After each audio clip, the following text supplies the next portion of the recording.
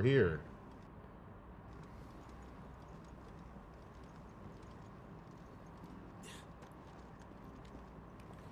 All right.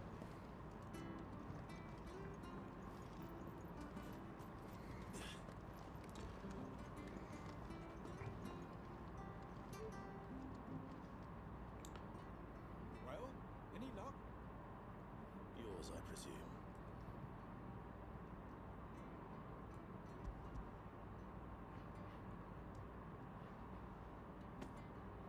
You found it! Oh, thank you!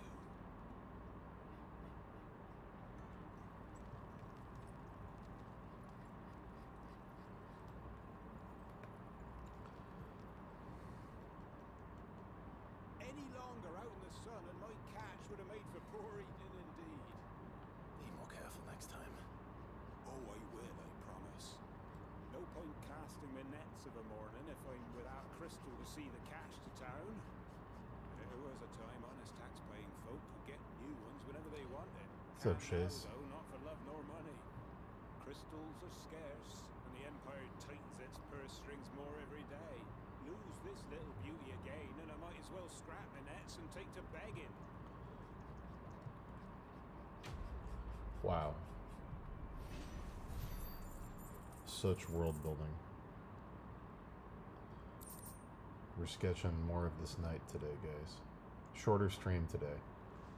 I must get my house ready for entertaining later this week. Having people over. I must clean and begin cooking a feast.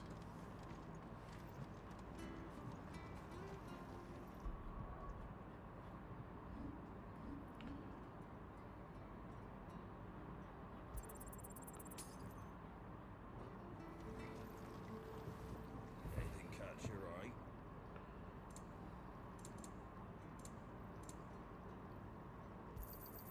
Thanks very much. There you go.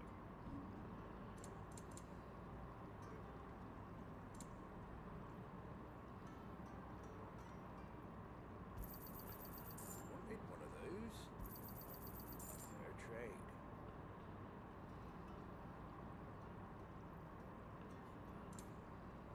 Very well.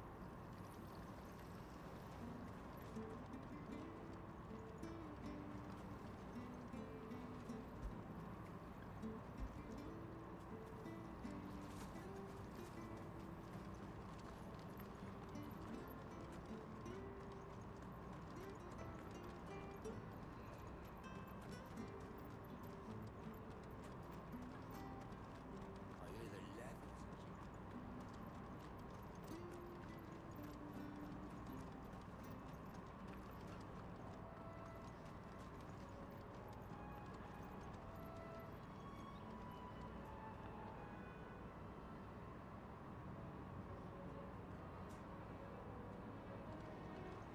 Don't you worry about the boards. I use good solid lumber. There's the base on the other side you want to be careful of. Martha said the blight had spread even further south, pushing yet more monsters down with it. I dare say we'll be seeing a few along the way. Then we shall have to keep our wits about us. Hey.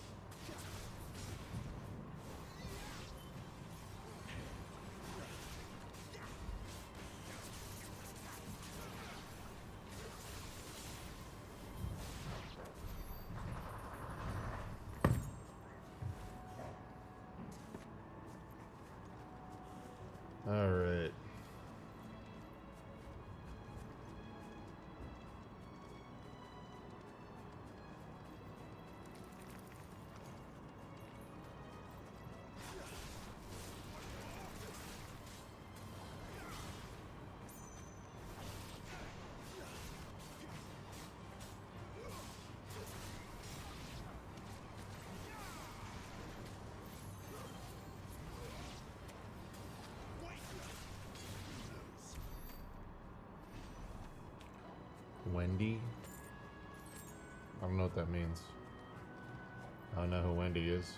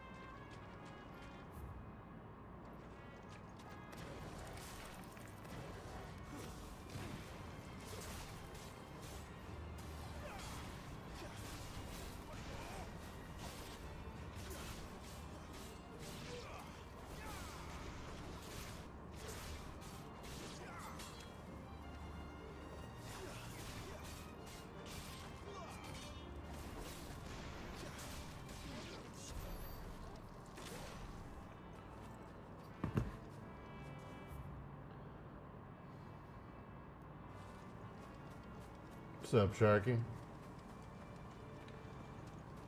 Working on this night, trying to figure it out.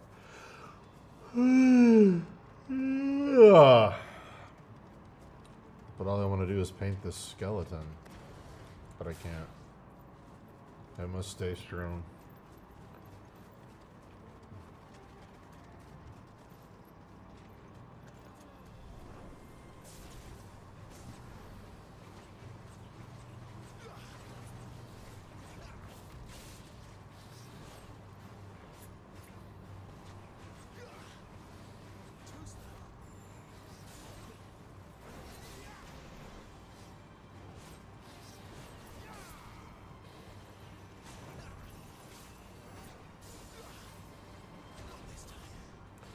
Not this time, too slow. Not this time.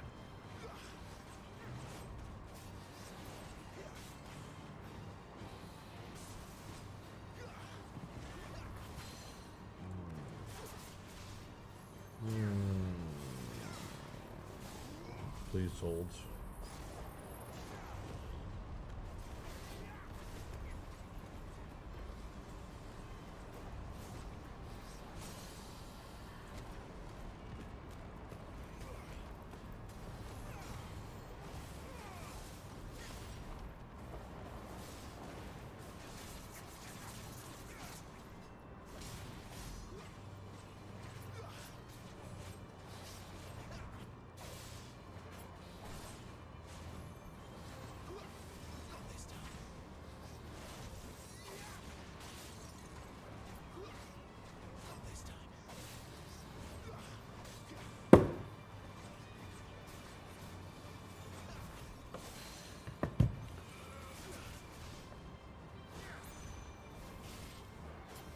Hey, that's awesome, Curry.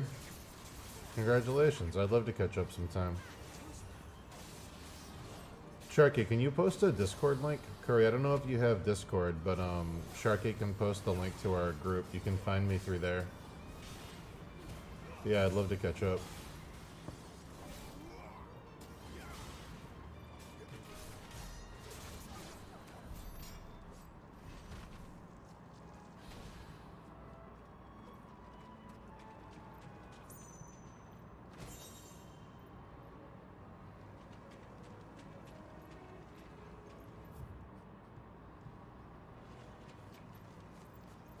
Thank you, Sharky. You're the best.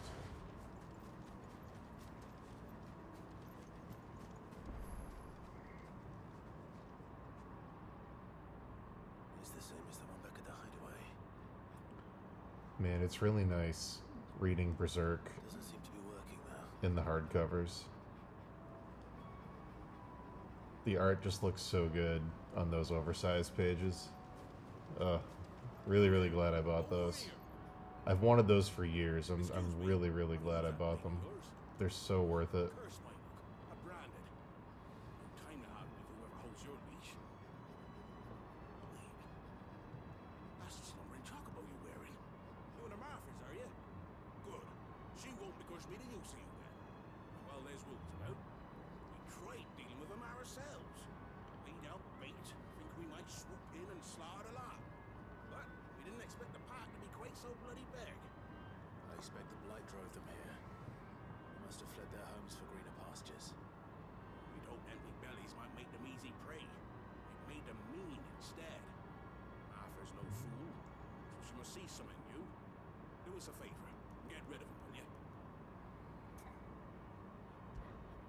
All right. I suppose those wolves pose a threat to everyone. Hey, that's what I'm talking about. I wager the greedy bastards Yeah. are still over yonder, finishing off our bait.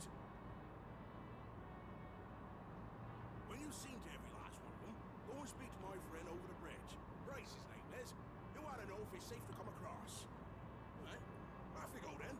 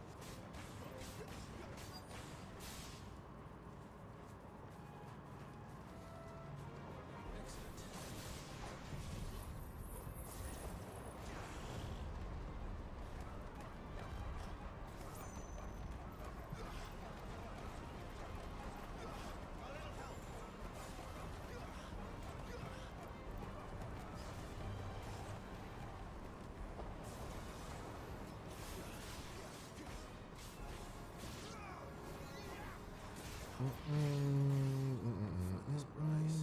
Let him know the road's safe.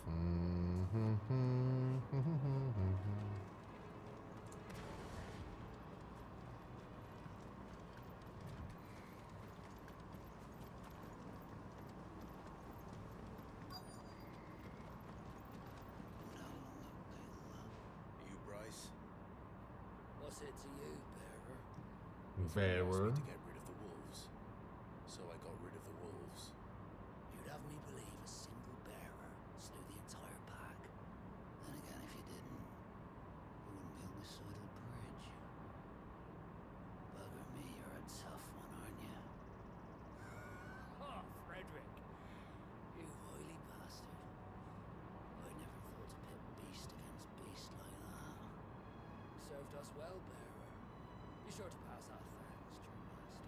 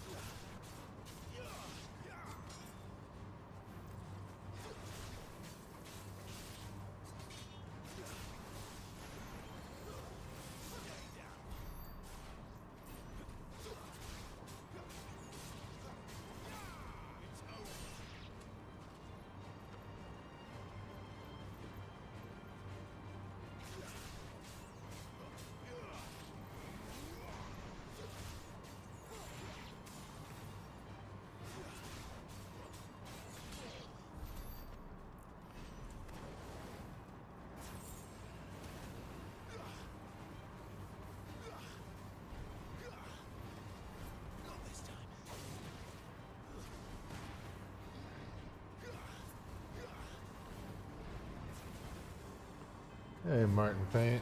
Thank you. I'm doing all the Zelda enemies. Did this dragon. Almost done. I should pull up the other knight actually. This guy. Yeah. I should keep an eye on him.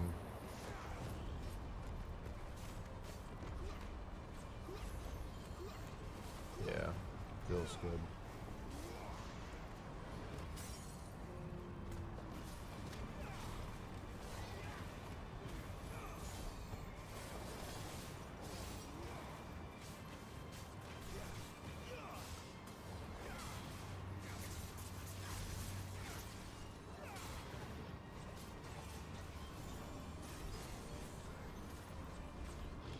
Yeah, that first game's tough.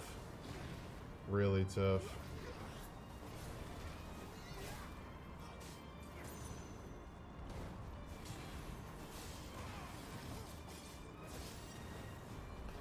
I haven't had a chance to play Oblivion yet, but I've watched some people play it. I'm definitely going to. I just don't. I don't know when I'm gonna have time. I'm currently playing Expedition 33, and I'm kind of obsessed with it. So whenever I finish Expedition 33, I'll probably dive into Oblivion.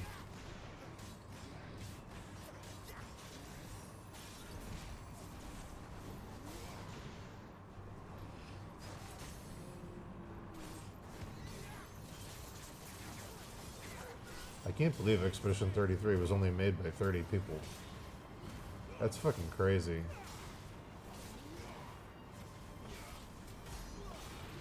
It must be crazy to be a bunch of people at Ubisoft and to want to like make RPGs and the company keeps telling you like no, and then you all quit and you spend like 5 years making this game just on your own, and then you make like, it's gonna make like $1 billion. It's like, it's crazy how much money it's already made. That must be an insane feeling for them. That's so cool. And it must be insane for the people at Ubisoft who said no. Just like, oh, whoops. Whoops.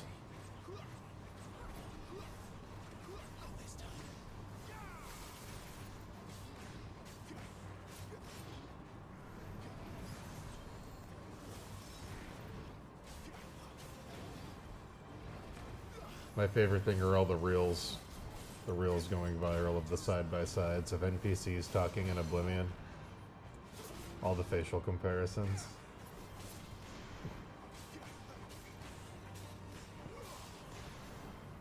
I love that they kept they kept some of the mistakes in the dialogue. Like there's the infamous line where the lady says a line and then at the end she goes, I can do better than that. Because they like didn't edit it right and they kept in her like her commentary in the booth. I love that they kept it in the remake. It's like so true to the spirit of the original.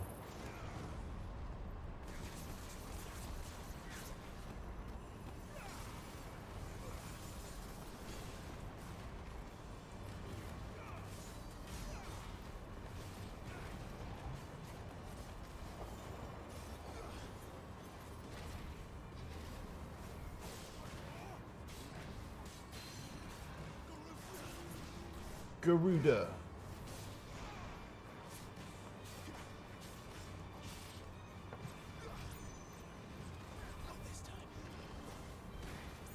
Yeah.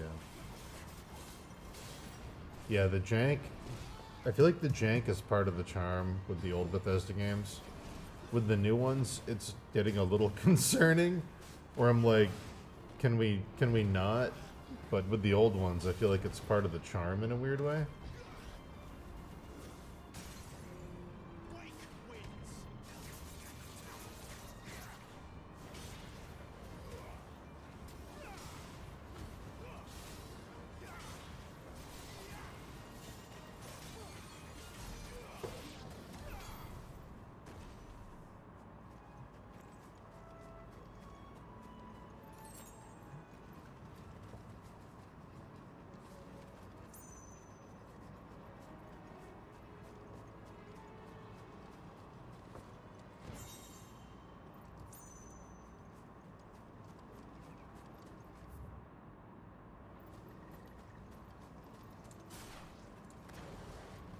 Yeah.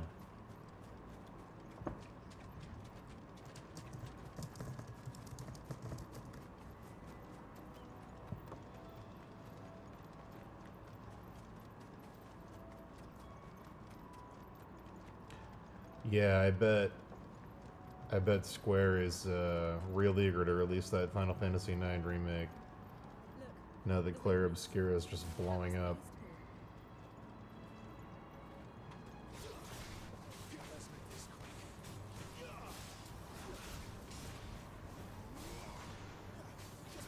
They're like, oh, you guys like turn-based?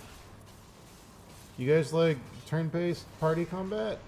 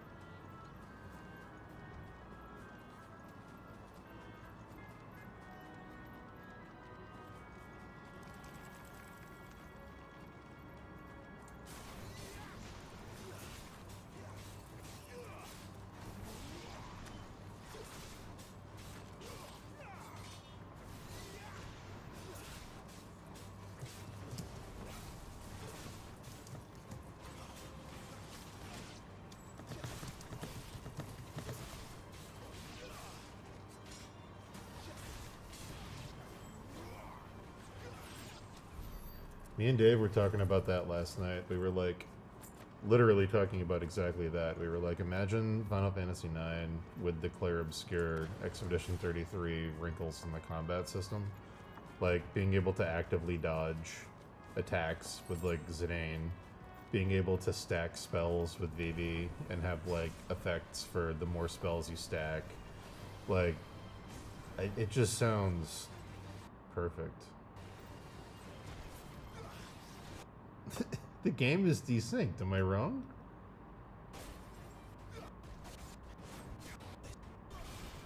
What the fuck? Please hold. This is very weird. What happened to this, What happened to this? What's going on?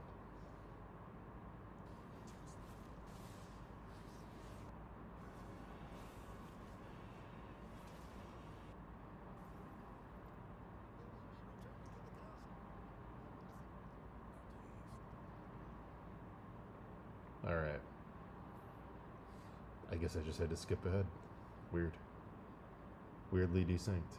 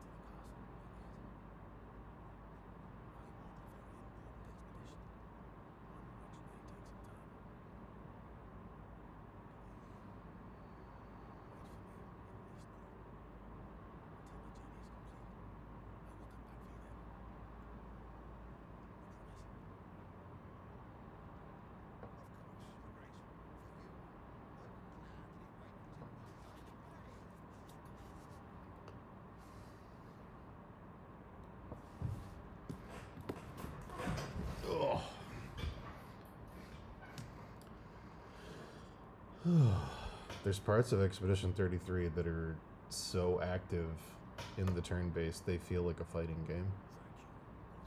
It's crazy. It's such a good system.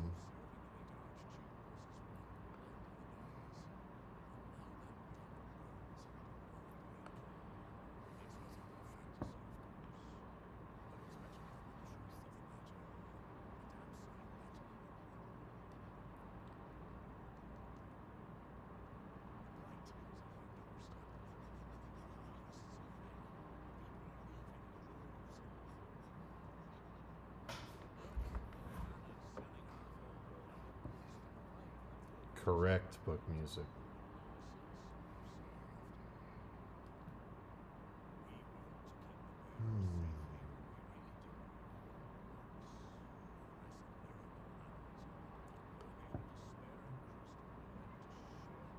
Book music, you'll never guess what I did yesterday. I bought a weird antique.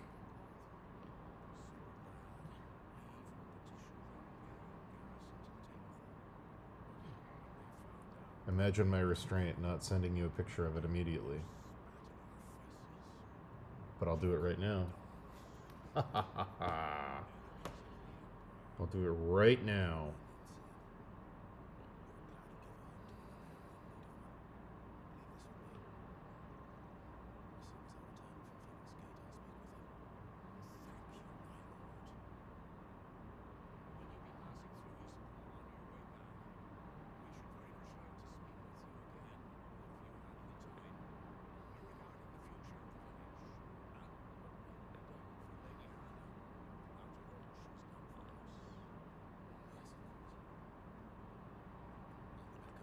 Wow.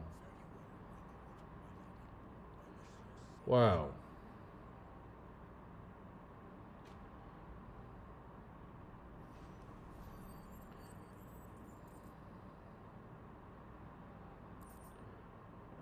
Book music. Look at this weird antique I bought. I've never seen one like it. It's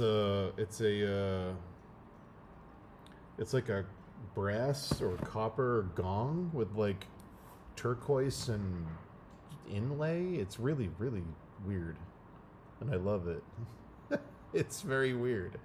But it matches my kitchen colors, and I was like, oh, that'd be like a cool like dinner bell. Like when food's done, I can hit the gong. I don't know. It's really cute and weird and looks French almost. I don't know. I have no idea. I mean, for $20 though, so like of course I had to get it. I have no idea how old it is. I have no idea where it came from. But if you know anything about it, let me know. Yeah, isn't it weird?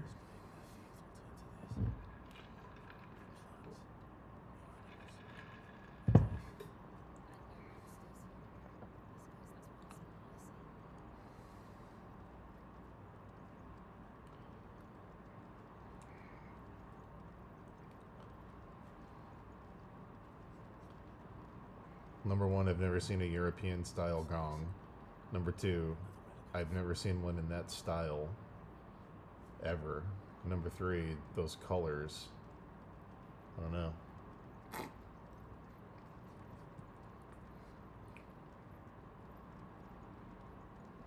But anyway, I also finally found an apothecary cabinet, so now I have one of those.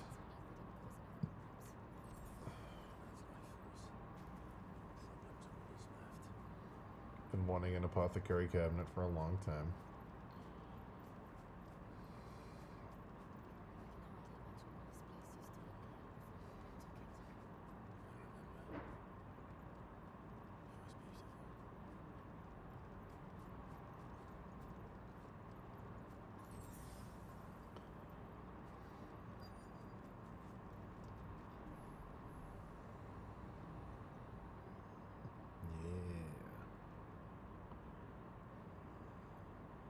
Greatest.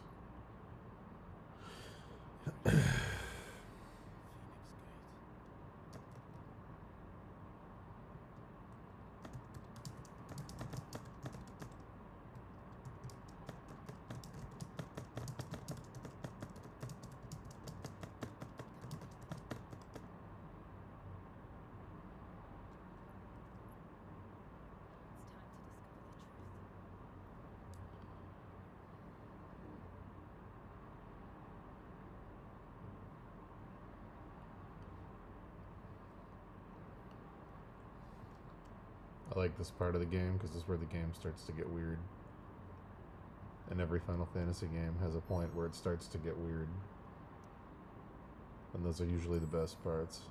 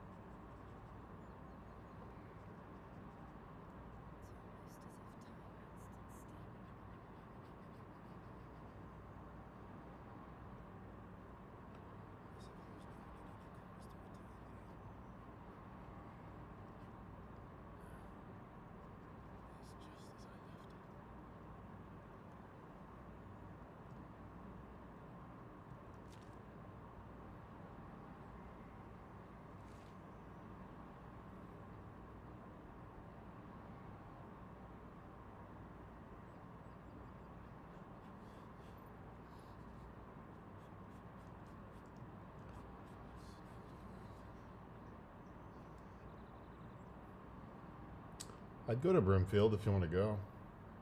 I'd absolutely go to Brimfield. When is it?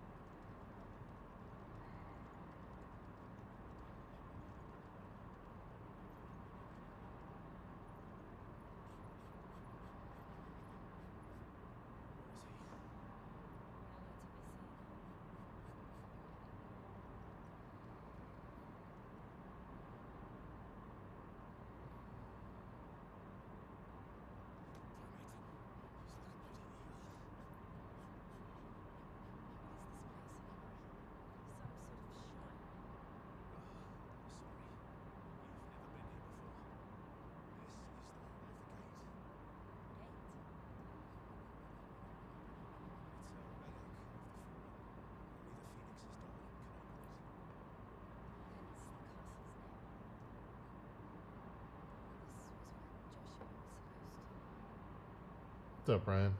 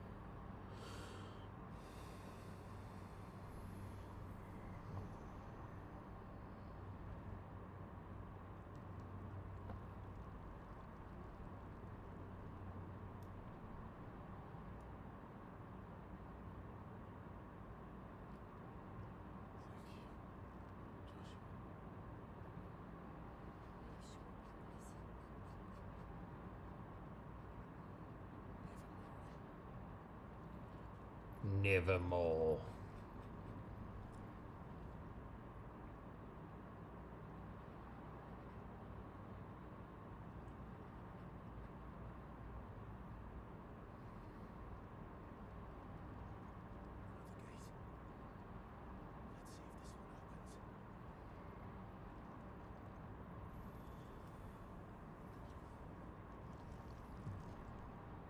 So cool.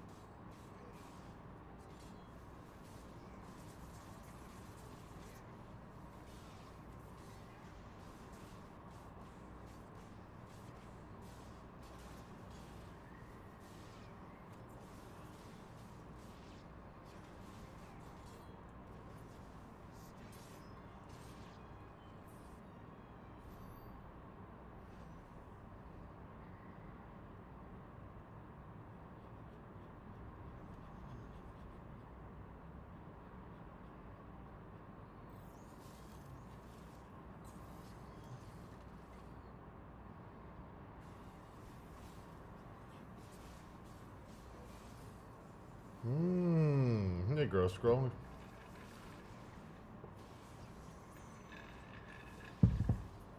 Yes, I think I did, Ryan. I don't know if I was the one that told you, but I do that sometimes.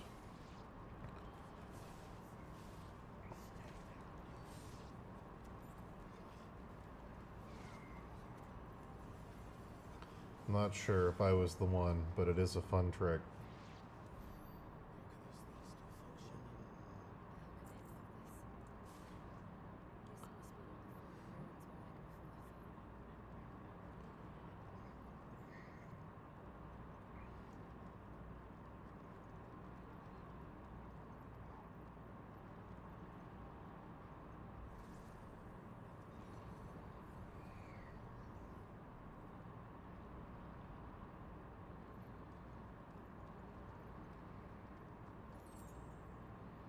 I like how the music suddenly sounds like the God Hand's about to show up.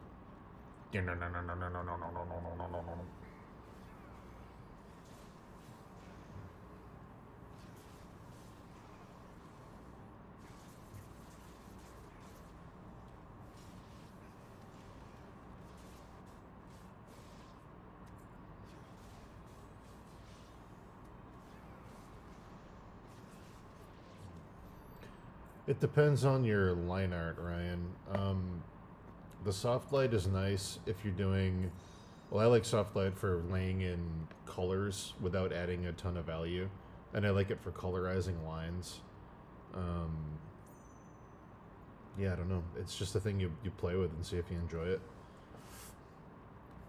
I might not have been the one who told you about it specifically, so there might be something the other person was trying to convey.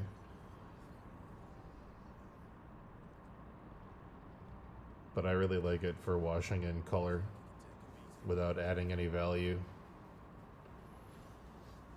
or very minimal value.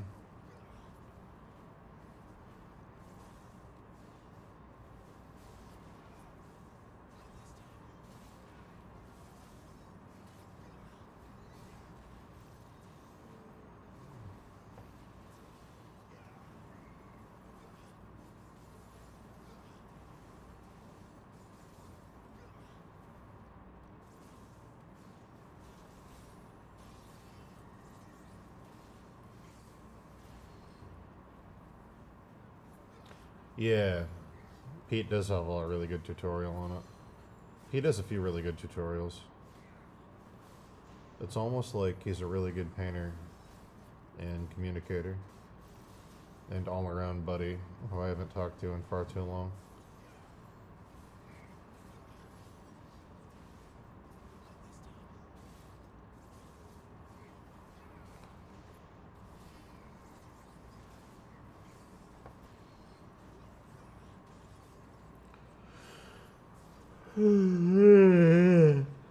Ah.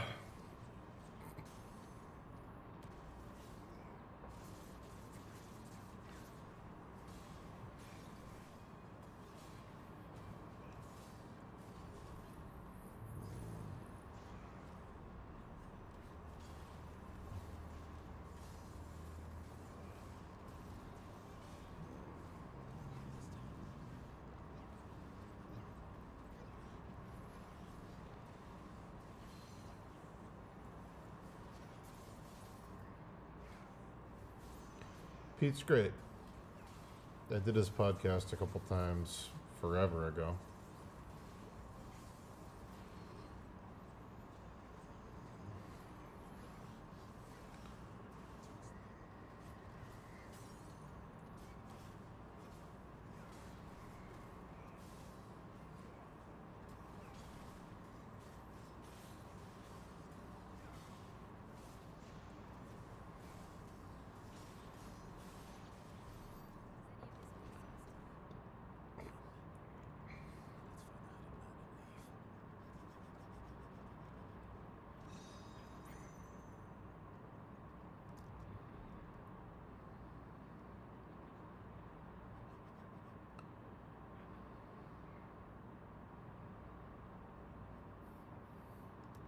Hmm.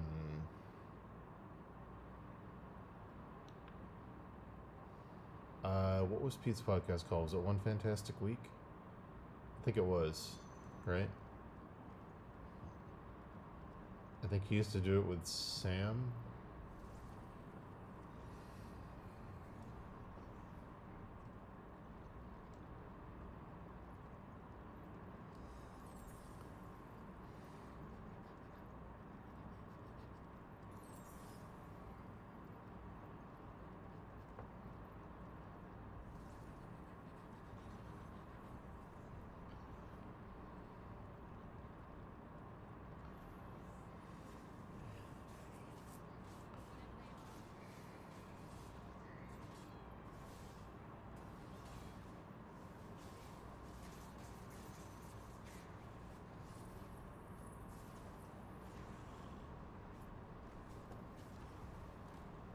Yeah.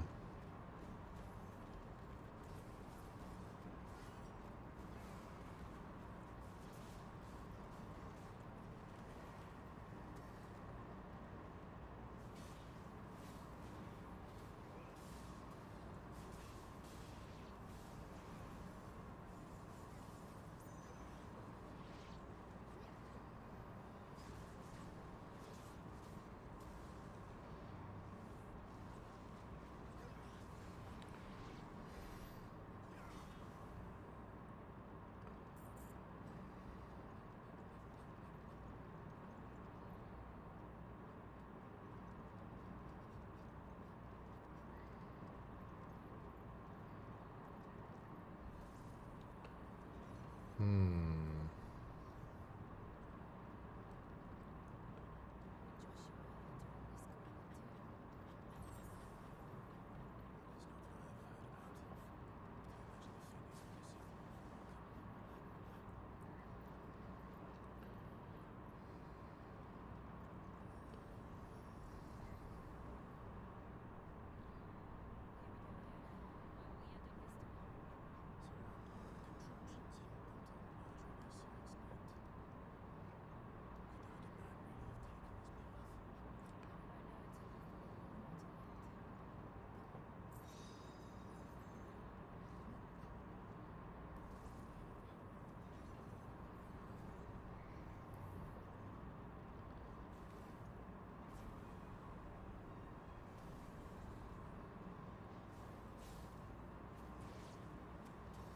Poker friends, okay.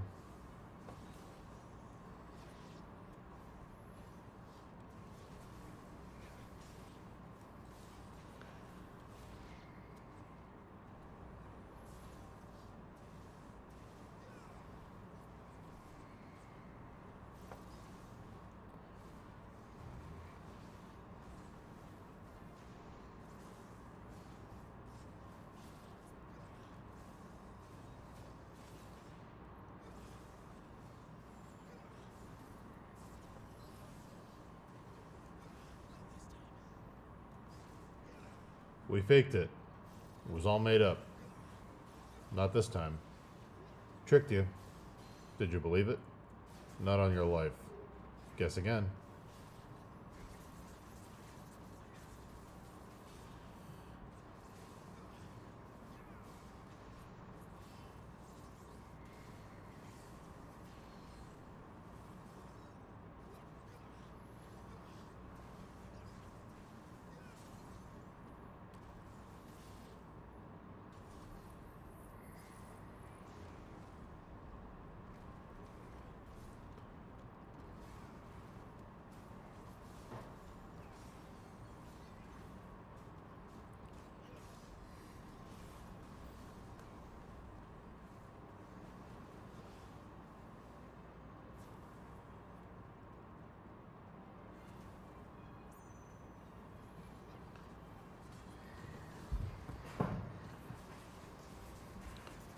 Oh.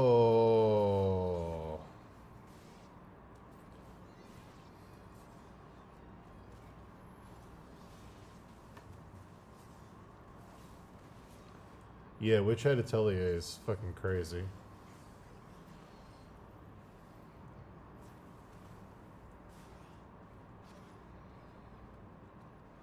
The art's really good.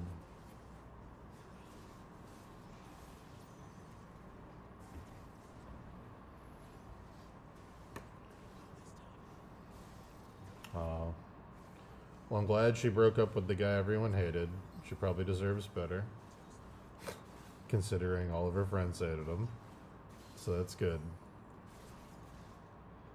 Breakups always suck, but it sounds like that was probably for the best.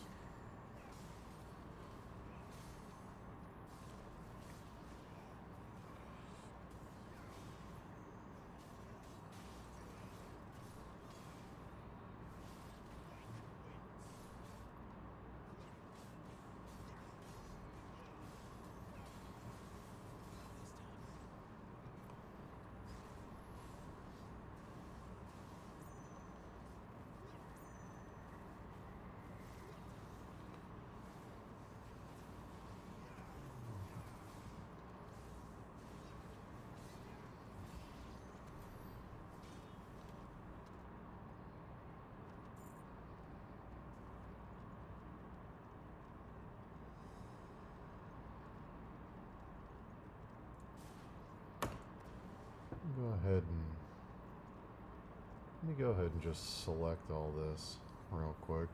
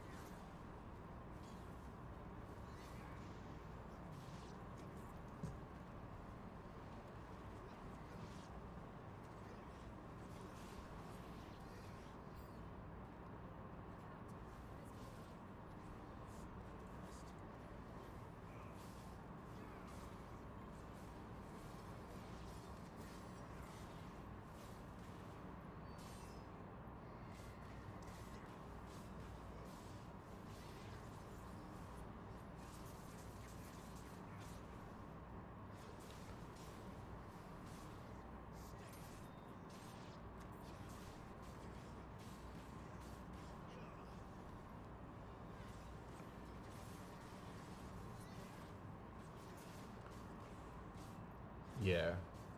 Yes. Yes. Much better. Okay, good.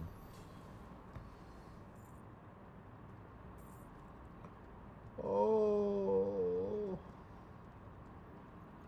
I'm cooking a feast on Wednesday because my buddy who owns the company Meat Bun I do the posters for is coming out from LA. Cooking a feast. I'm making that pork belly I made you again, Ryan.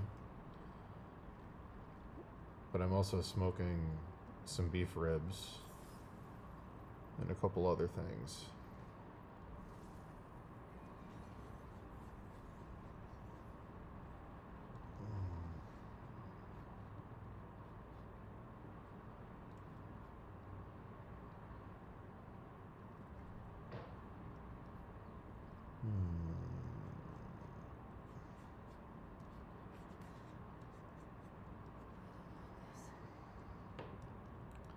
Oh, hell yeah. Look at this monster design. Look at this Iron Giant. Look at that.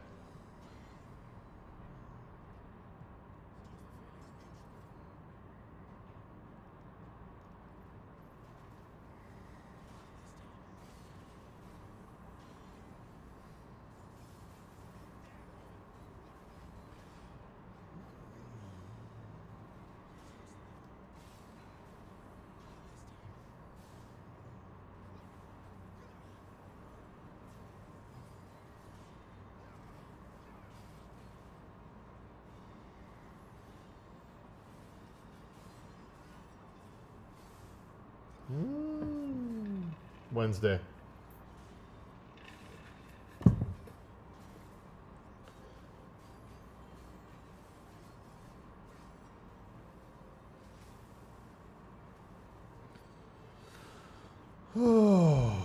So yeah, I won't be streaming as much today, tomorrow.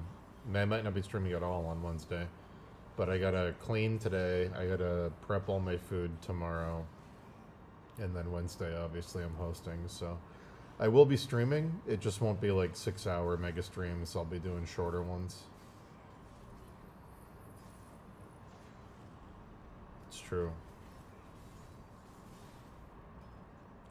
What am I making? Let me read you my menu for Wednesday.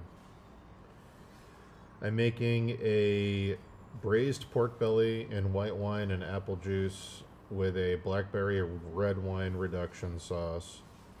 I'm doing pickled onions and carrots. I'm doing smoked beef ribs with cranberry barbecue. I'm doing a tortellini pesto salad with sun-dried tomato. I'm doing a funeral potato casserole, which is like cheddar and crispy stuff on top. I'm doing sausage and shallot stuffed mushrooms. I'm doing a stone fruit salad, which is plums and peaches and mozzarella shingled with mint and candied pecans with a balsamic drizzle and burrata. I'm doing a homemade sangria. I'm doing a shortcake 3 ways with strawberries, peaches, blueberries, and a baked brie en croûte. That's my menu.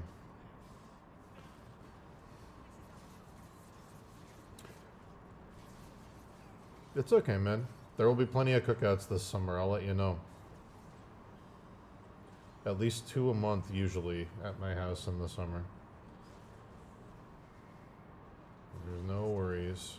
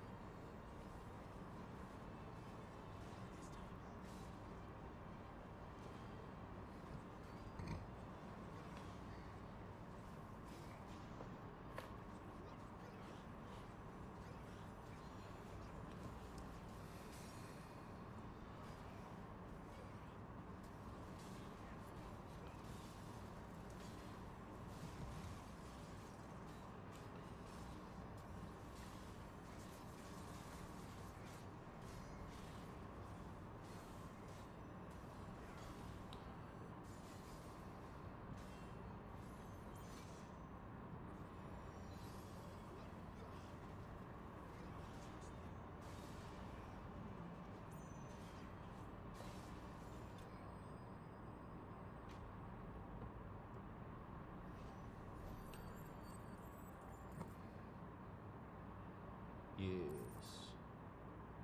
Yes.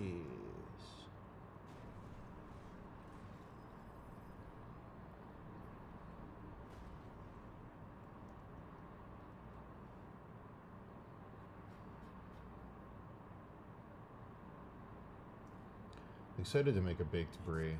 I haven't made a baked brie in a long time.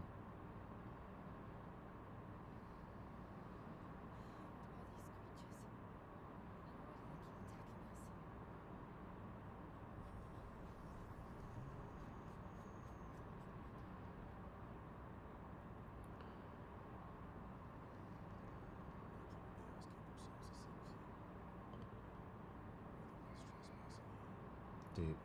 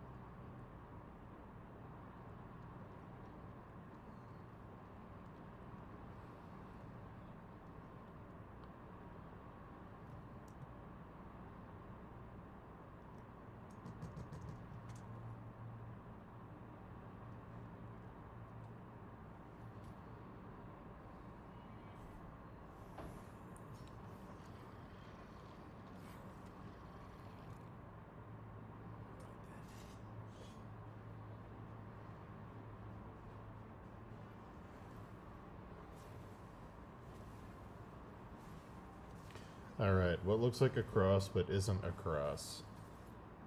I think I'm gonna go the same way we did the Aquamentus motif and the helmet. With my Dragon Man. I think we're gonna do that on the shield too. And stay on theme. Might not work, but we're gonna try it.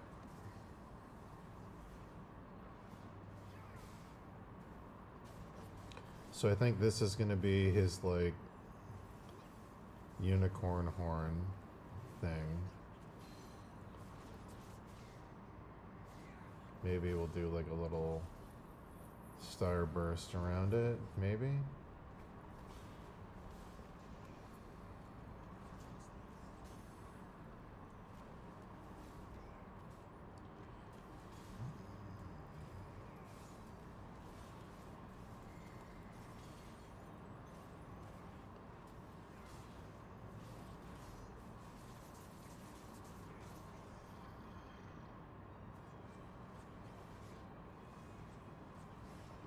Do the horns, and then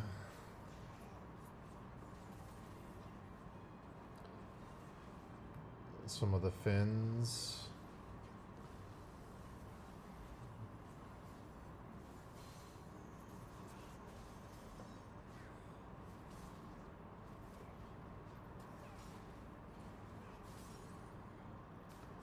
All right.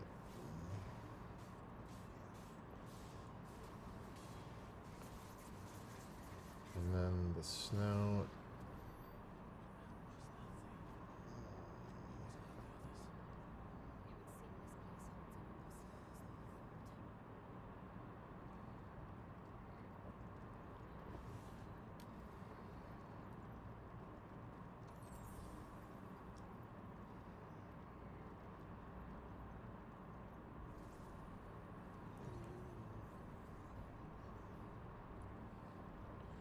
I want the horns to be wider.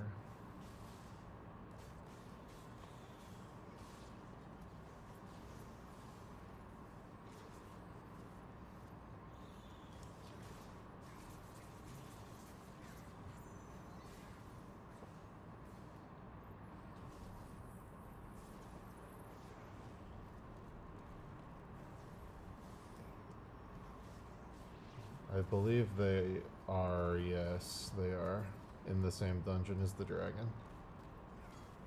I think.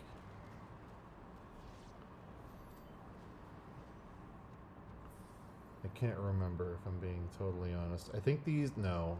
I think the dragon shows up in level 1, and I think the knights show up in level 3 where you get the raft. But I don't want to let that hold me, because the knights also appear in every dungeon after that. Zelda's a weird game where, like, it'll start off with like 1 or 2 monsters in the first dungeon. Then the second dungeon will have all those monsters plus another 2 or 3. And then they keep stacking until at the final dungeon there's like 30 different enemy types. So, like, it's not like they only show up in a specific place.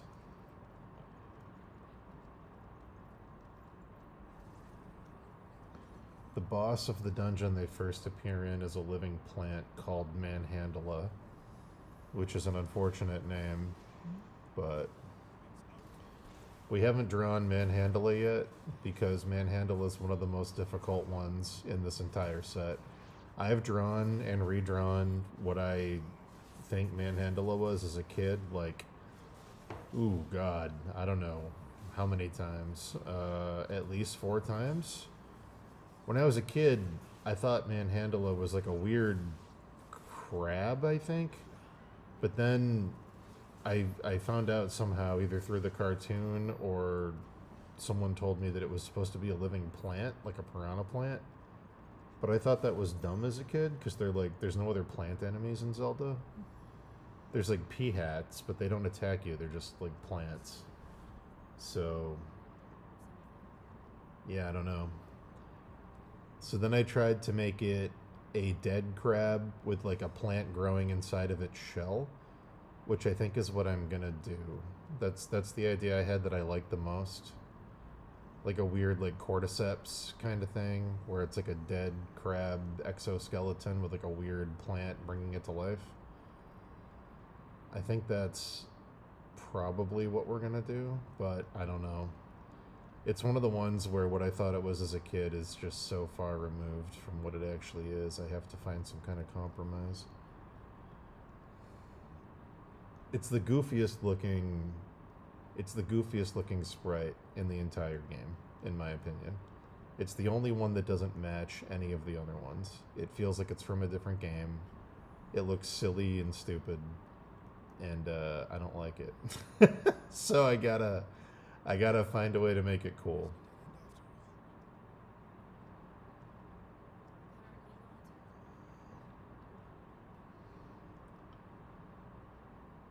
Nintendo did an official version of what they thought it was supposed to be in Hyrule Warriors.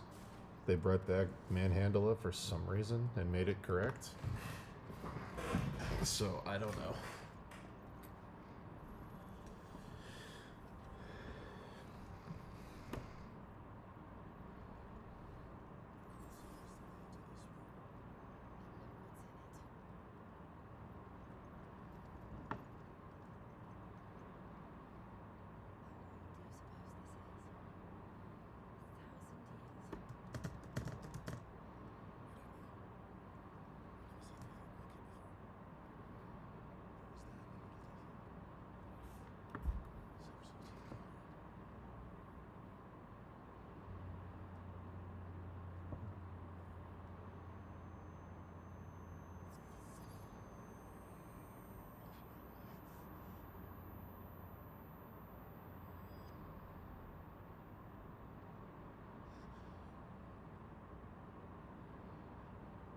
Oh, the sprite's not even on here.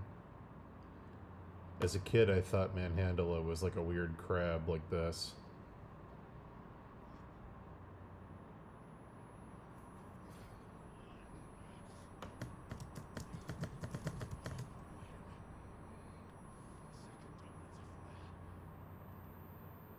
God, Manhandla sucks.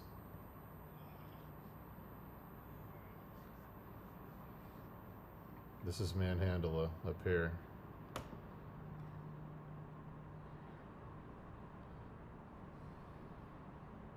So apparently, I'm gonna pause the game real quick. Apparently Manhandla, in the official Nintendo version, is a mushroom with roots on the bottom. That's what this shape is in the center. And these are like the dots on the mushroom.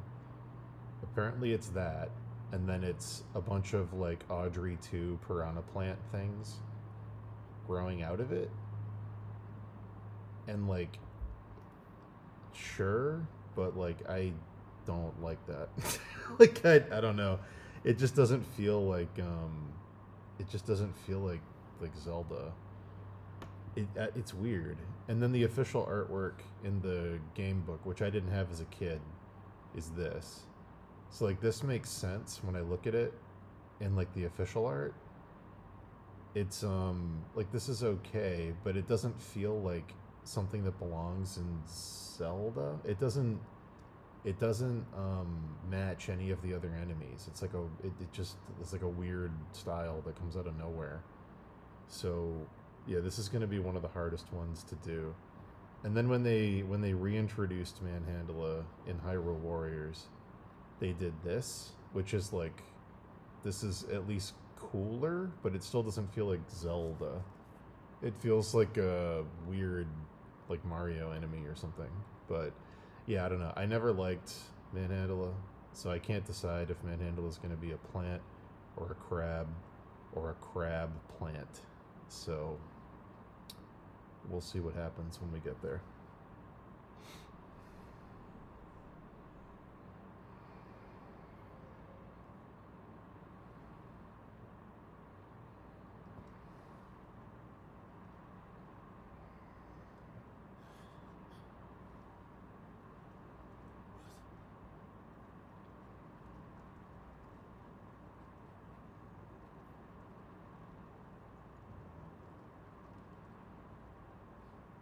When they re-released Manhandla and Hyrule Warriors. Yeah. Shout out to Brandon Jones. We love you.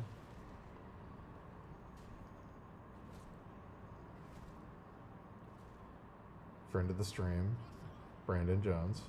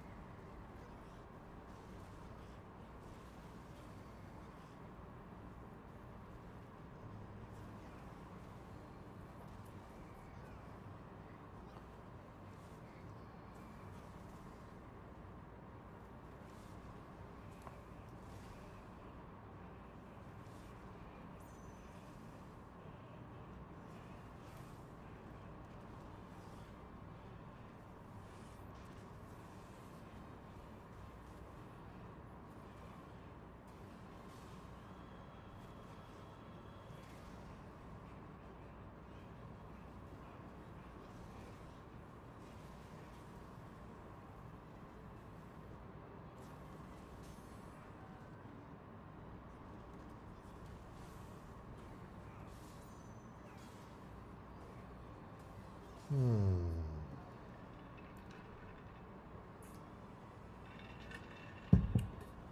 Hell yeah. I mean, as long as it's still fresh, hell yeah.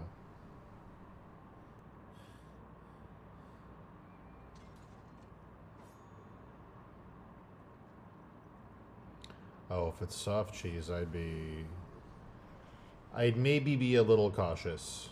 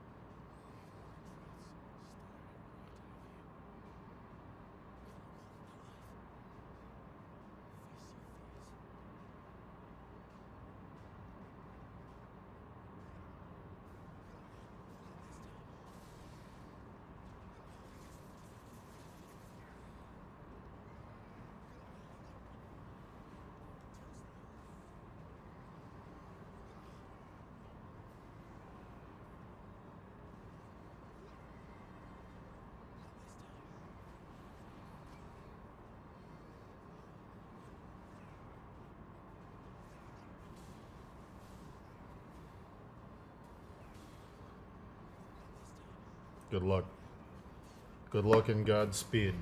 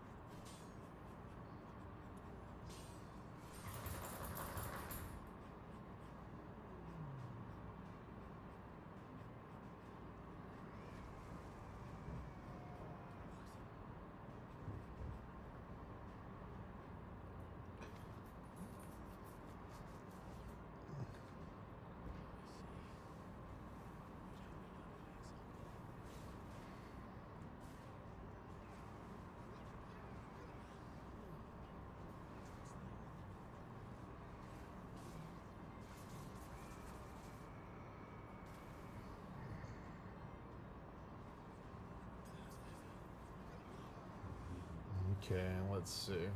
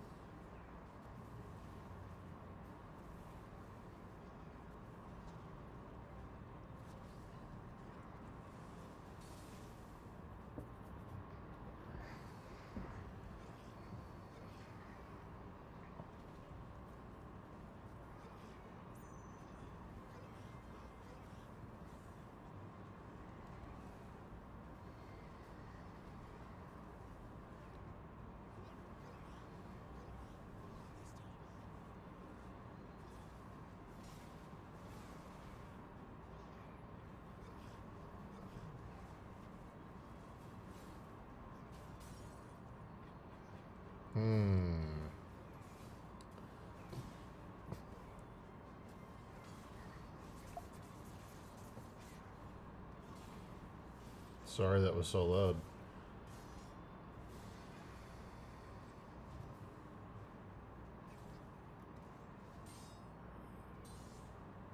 Oh, I'm sorry.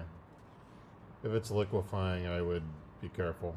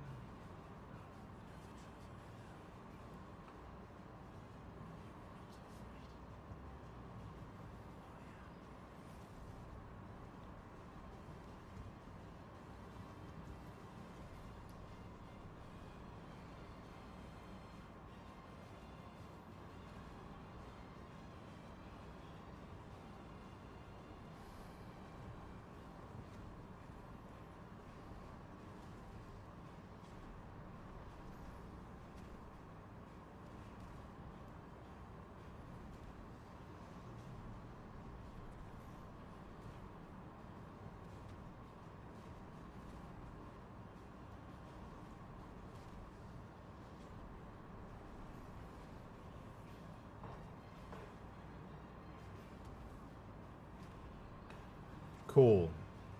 That's how you make a cross that isn't a cross. Did it. I just gotta clean it up.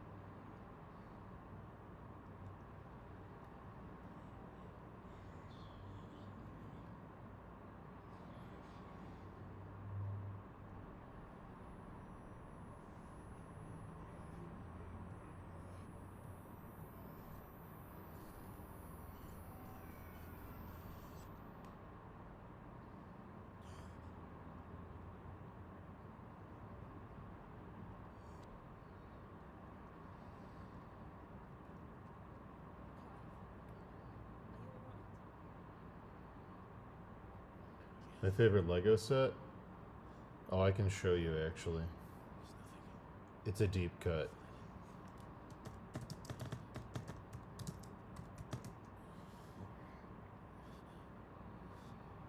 I can definitely show you.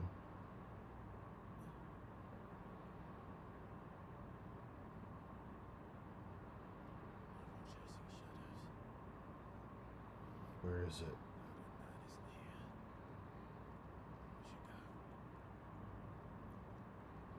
Oh man, I used to have so many Legos. Fuck. What was the name of these sets?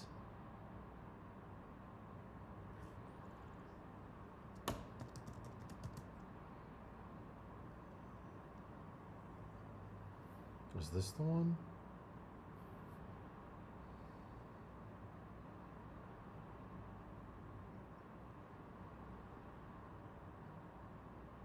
I'm on a tangent now.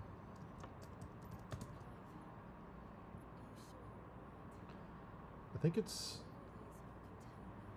not this one, but it's from this set. It's not this one, but it's from this set.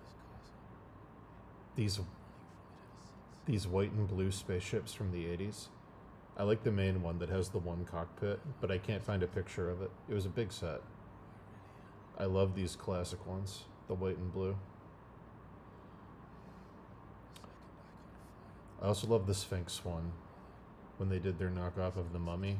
I love that one. I had that one when I was a kid.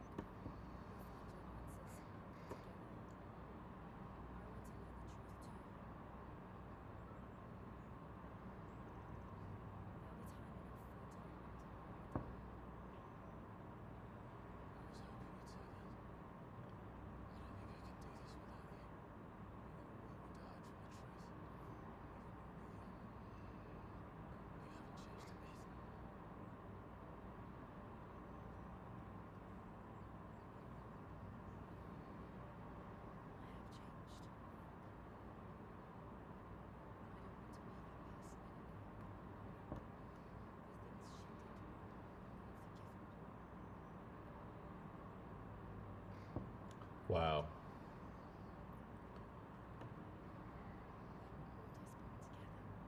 Two unforgivable people who committed terrible war crimes falling in love. Wow.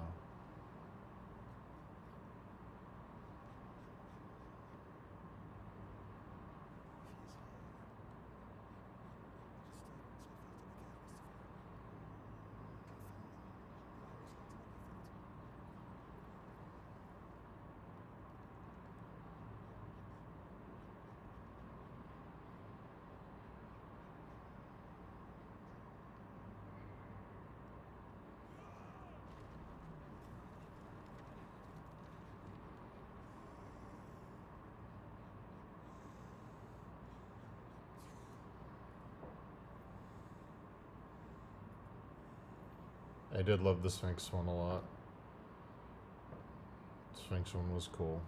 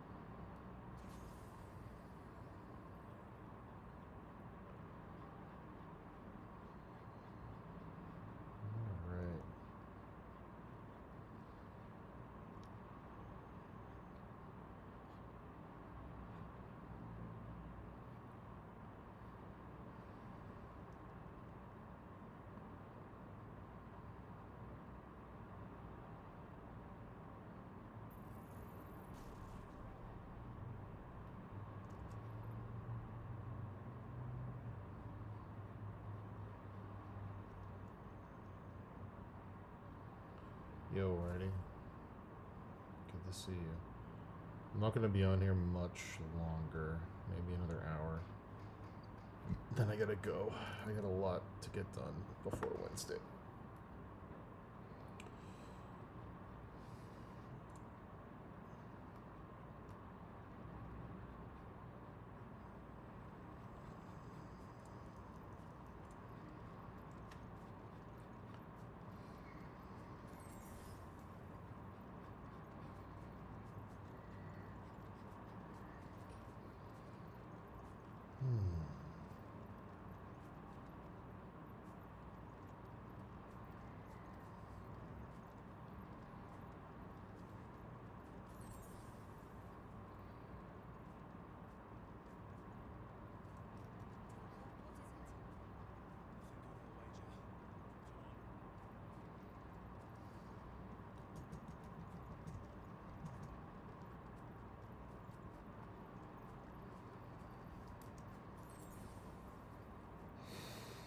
If I could do my own custom Lego set, what would it be?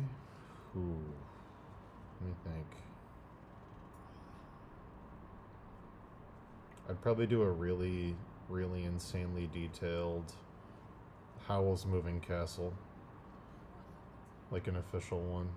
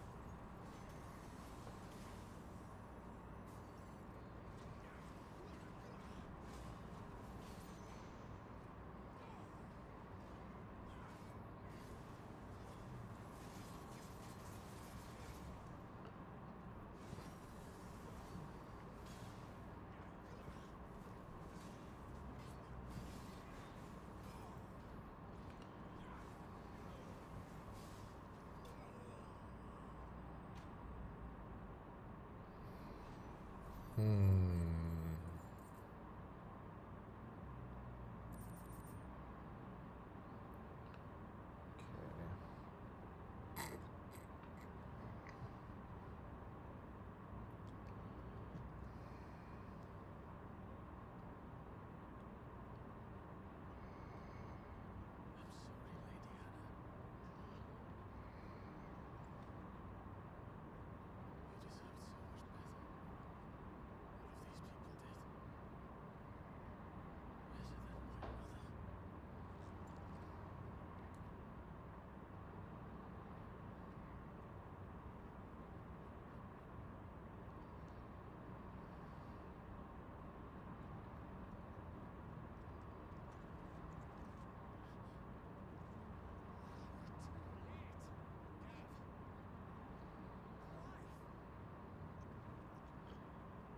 The bromance continues.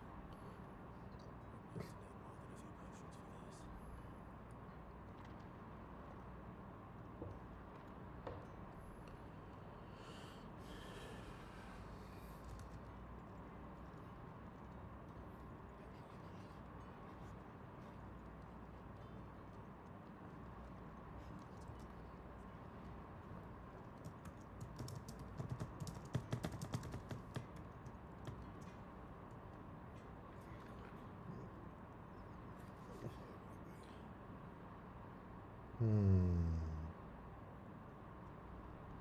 Scratches, right?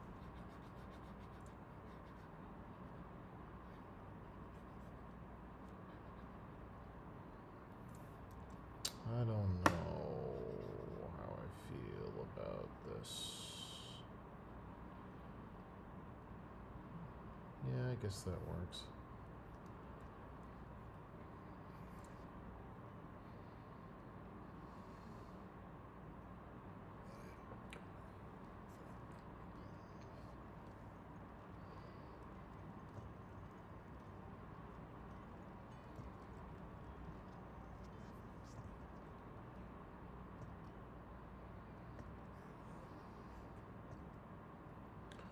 Randall.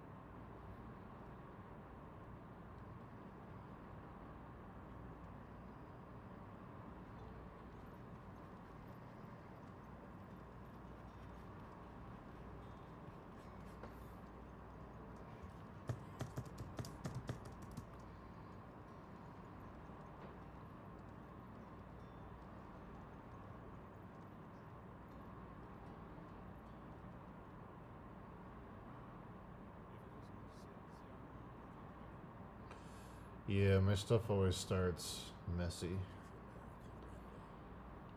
I'm trying to get a vibe before I go into the details.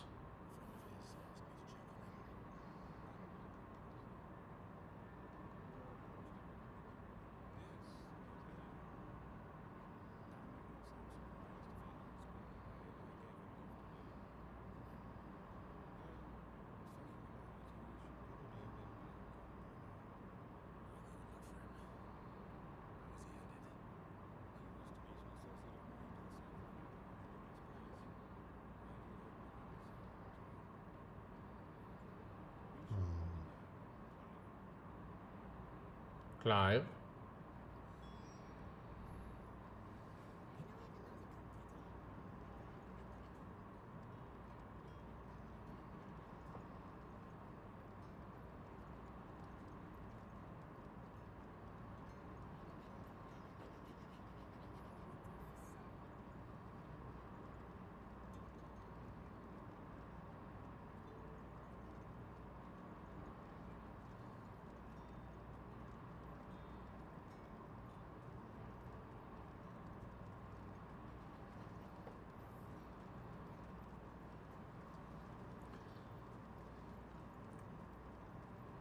I gotta kick that foot out.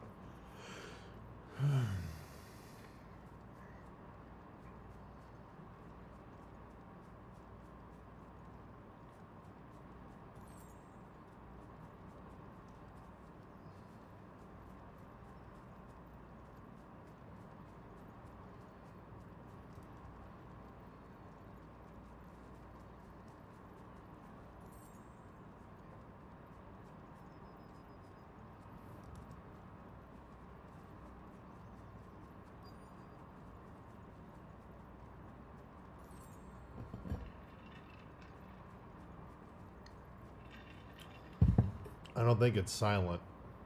I think I'm just being very quiet over here while I render.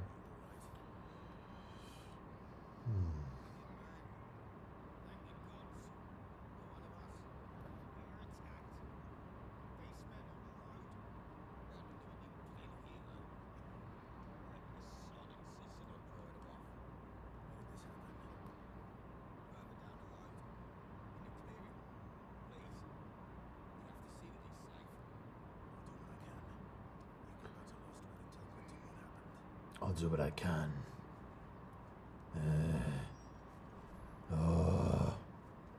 I'll do what I can. Oh.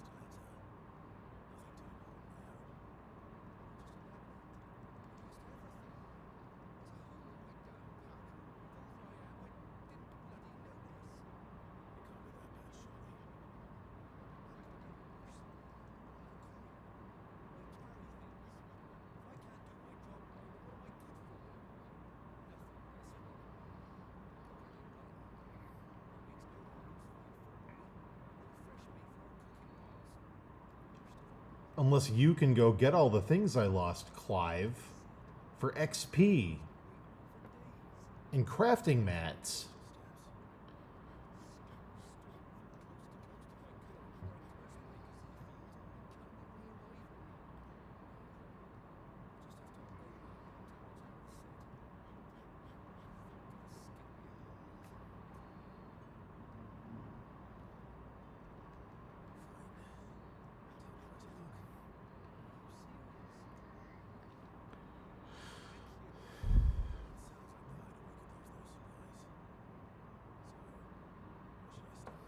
I'm going to kick that shield out more. He's holding it too close to his body.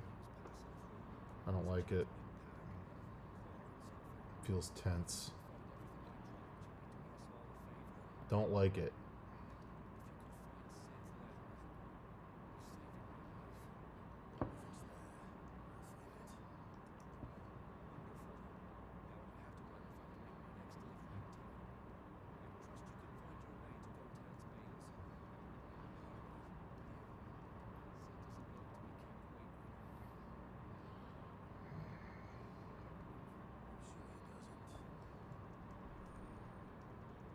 I'm sure he doesn't. No, it won't. Nah.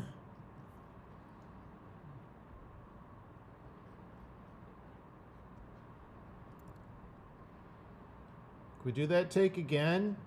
With 25% more Geralt of Rivia? Sid doesn't like to be kept waiting.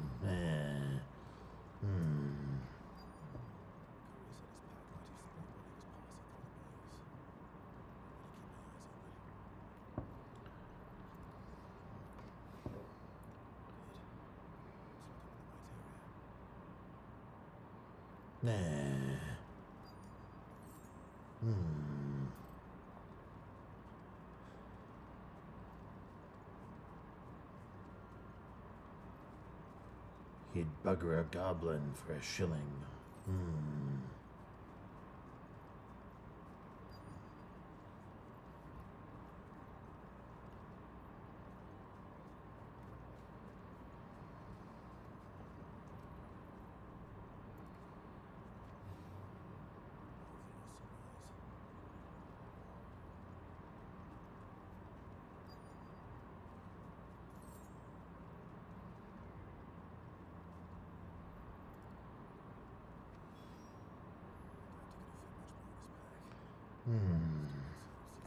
I doubt it.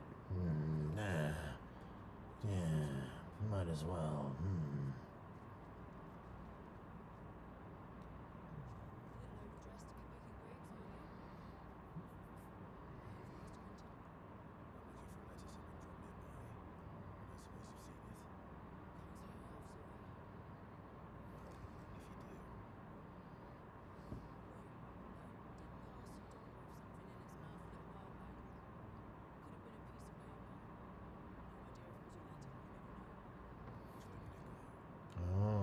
There's an idea.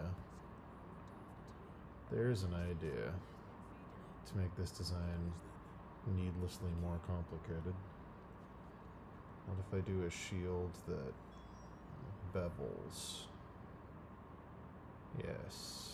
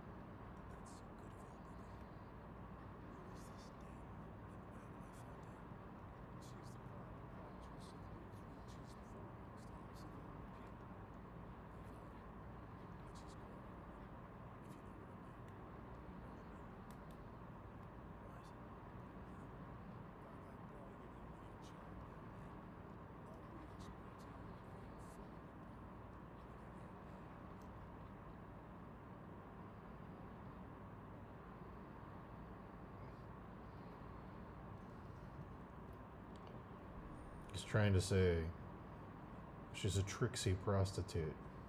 Chat. Trixie.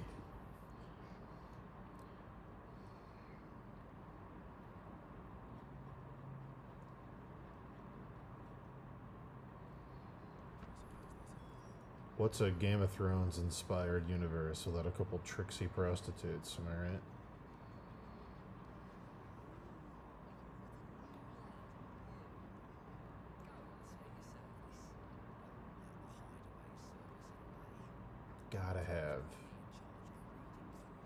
Gotta have a tricksy prostitute.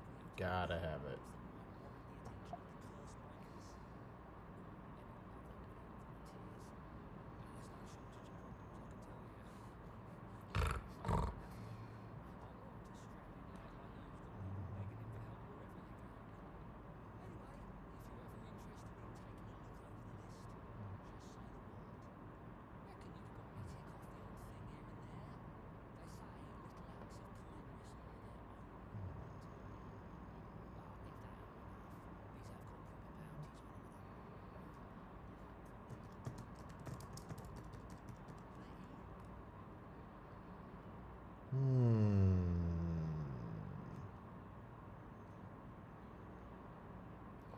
You can't hear anything about the game?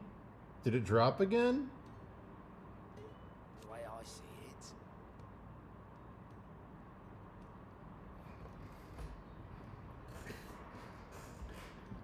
Can you not hear the game again? What is happening? So, what'd you say? Why?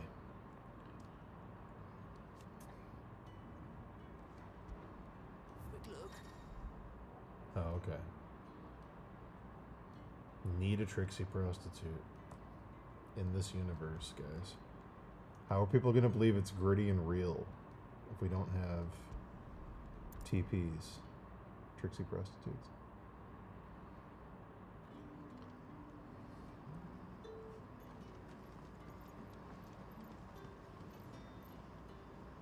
Ah, you're Sid's man, if I'm not mistaken.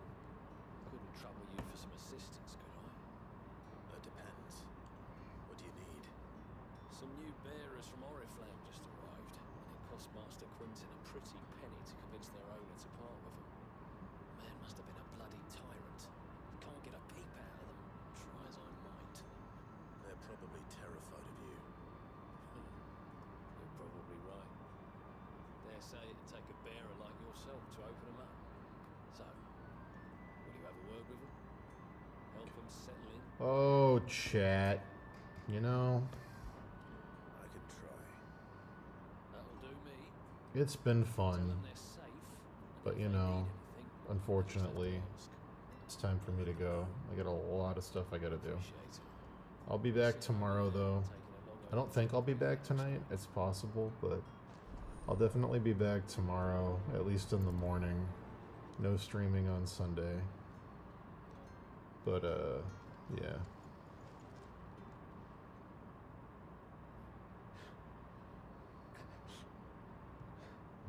So you're the new arrivals.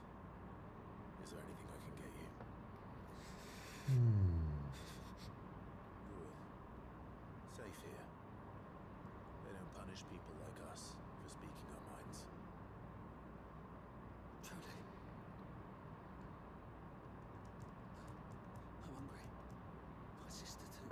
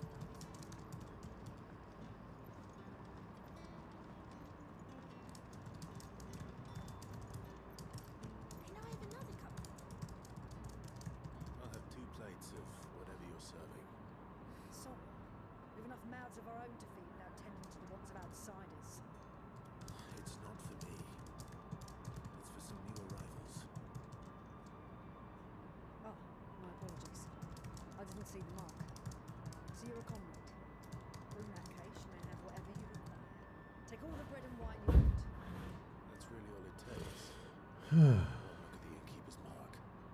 Of course it is. I do as Master Quentin commands, Mr. Evil. And Master Quentin commands that none of his favourite guests be left wanting. Well, don't keep our new comrades waiting. Take what you need and see that they eat their fill.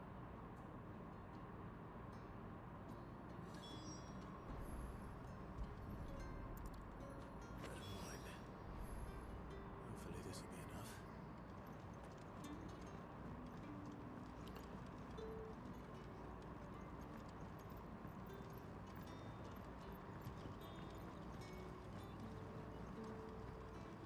Oh, tell me.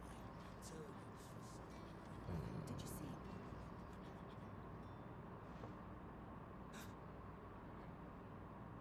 Yeah. Bread and wine from the tavern.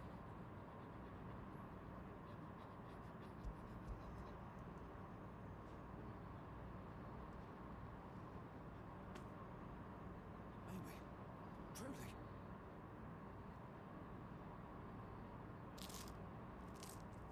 My god, bread and wine from the tavern. Wow. Great Griga be good, guys. Am I right?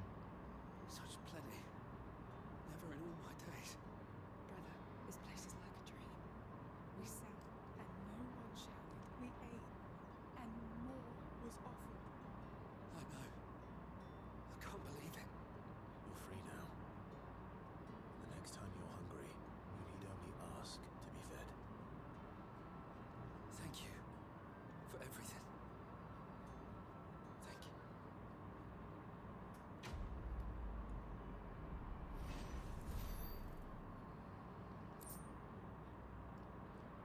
Oh, alright, time for me to go.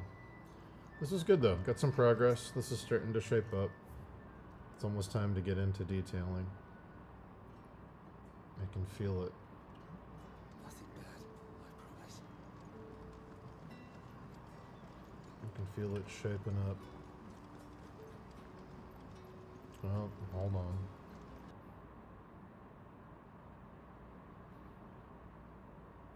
What up?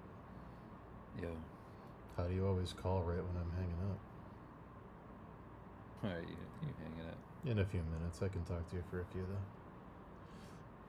What's going on? I just saved a bird. It's fun. What kind of bird? I don't know. One of like the common birds here. They had made a nest in one of our lights outside, and the mama had already left. Oh. And kept hearing like chirping and stuff. I was like, it's weird that the baby's still in there, or one of them. Yeah. No, what is this? And so I just was like, it's been too long. That baby's been inside that nest. I was like, so I took the nest down and I cut open the like side of the light. It was like a lantern light, like a Japanese lantern. Did So I cut the wire on the side. the boys get to see it? Yeah. Nice. But basically what happened was its foot had been like, I guess it just didn't get out sooner than it should have, and its foot was like kind of calcified and like poop, Oh. so it was stuck inside the nest. Yeah. So Yeah. I got it free, and it's like brothers and sisters were like hanging out on the back, like on the kids' play equipment stuff in the backyard, watching me get her loose. That's cool. And then as soon as I got it loose and it flew away, a hawk came by. No, did it eat it? No, it didn't. It wasn't able to catch it. Ooh, that would have been insane. But for the boys to watch it's that. close.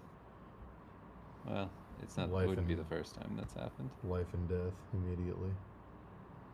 Literally, wouldn't be the first time. We like let mice out from the garage once. I like caught them in these little like mouse catching traps. Yeah. And brought him out to a field with the boys. I was like, all right, let's let him loose. Oh, And then I let him loose, no. and a hawk came by and took both of them one by one. And the boys were like, "Whoa!" Yeah, I was like, it's pretty I was gnarly. like, "But that's good." I showed It's good. I showed Kim. I don't know if they'd allow kids. They might let Axel do it. I don't know. But there's a place when you guys come out here in Vermont, if you cross over the state line, where you can go owling. Where you can like hold owls and throw things, and they'll bring them back to you, and like it's pretty cool. Cool. But yeah, you go out in a big field and you hold it on your arm with a special glove. You can do all kinds of routines with them. It's pretty cool. They let you do it with owls. Yeah, that's pretty neat. Oh man, What all are I you doing wanna right now? I'm just trying to sketch this stupid night, but all I wanna do is play fucking Expedition 33. Oh yeah. That's all I wanna do. That's all I wanna do. That's all I've wanted to do for days. You pretty much did the thing that I was like gambling. I was like, I don't know. I was like, do I want to go to the next story beat, or do I want to like explore the whole world over here? I and did get all the secrets. I did everything you can do with the land traveling rock breaking guy, and now I'm ready to go get his like stone so he can, I'm assuming, become a boat. Yeah. So I just finished that whole part, nice. and now I'm gonna go back and do the extra stuff I didn't do. Nice. There's some cool stuff hiding around, but I can't figure out how to kill that geode thing that runs away. The second one you fight inside the big dude's like cave. That like farm area. Yeah, I can't get that. That one's so hard. I know. I tried so many times. I backed him into that corner, and then I fought him, and I was just like, I gotta beat him in 5 turns. Yep. I think the only way to do it would be to use the I started using what's her face, the other girl that uses the Twilight power. Yeah, I don't understand her s- at all. I started using her after that, and I think you use her. I think you could beat that thing with her. Okay. Yeah, I know, what's her name? Mayel has a really broken ability for those fights that is really... Virtuous stance. No, the move where you can get rid of all of their shield in one hit. Oh, yeah. That thing is really good for those, but yeah, I couldn't beat that one. I'm gonna have to watch a tutorial on how to use that new character. Yeah, it's not too crazy. Dude, I was getting such heavy Black Mage Village Final Fantasy IX vibes from the Paintbrush Village.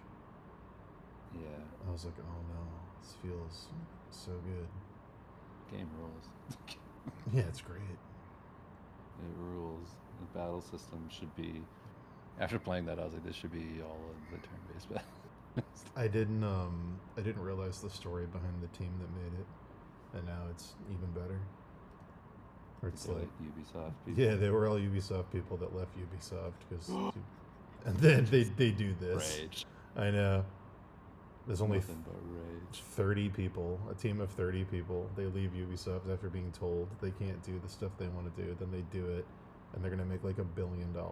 Like they've already made like 50 million, I think, on it or more, because that's not even including Game Pass. I'm so happy. Like, what an amazing thing to just be like, guess what? Turn-based works if you do it right. Well, it always worked. They just wanted to get people that didn't like RPGs to play RPGs, so they kept expanding it. So it's like, Well, it's great. I mean that they took the next step of like, here's something that people will like. It's awesome. It's not just traditional Final Fantasy stuff. Some of the boss fights feel like fighting games. Like, it's crazy how like sweaty and like active you have to be to like get all the dodges and stuff. Oh, I can't wait. I've been waiting for you to play the next bit so that you can fight the boss there, because the boss there is like probably the best one so far. It's so dope. I was like, this boss fucking rules. This combat mechanic is so great. I'm guessing he's up on the mountain. Yeah, just the next story location. Yeah. Okay. Yeah, I'm saved right outside that, ready to go.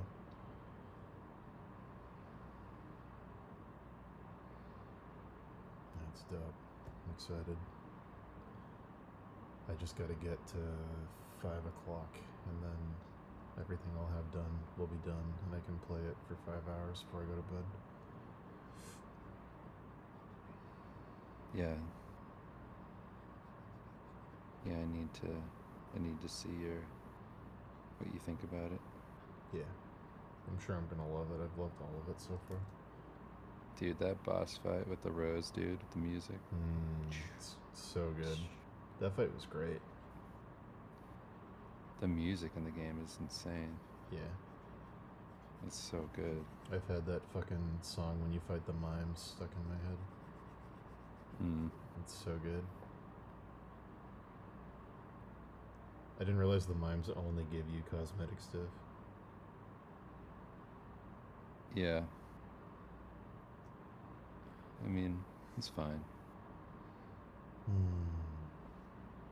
The fights are fun. It's weird that even if I don't care about the outfits, I still fight them because the fights are so fun. It's crazy that fights are fun in an RPG. It's nuts. You seek them out. It's fun. It's crazy that like I know. grinding doesn't feel like grinding at all. No. I like clear it out. I clear out every dungeon. Yeah. I just go through and I go, okay, who's left? And then I just go, okay, everybody's dead. Dude, it Yeah, took just run me... around.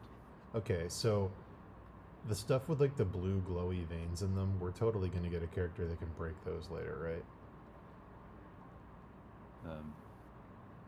Yeah. Okay.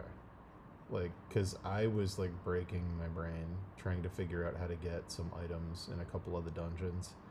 And like those like trees with the blue veins were like, they're always... Oh.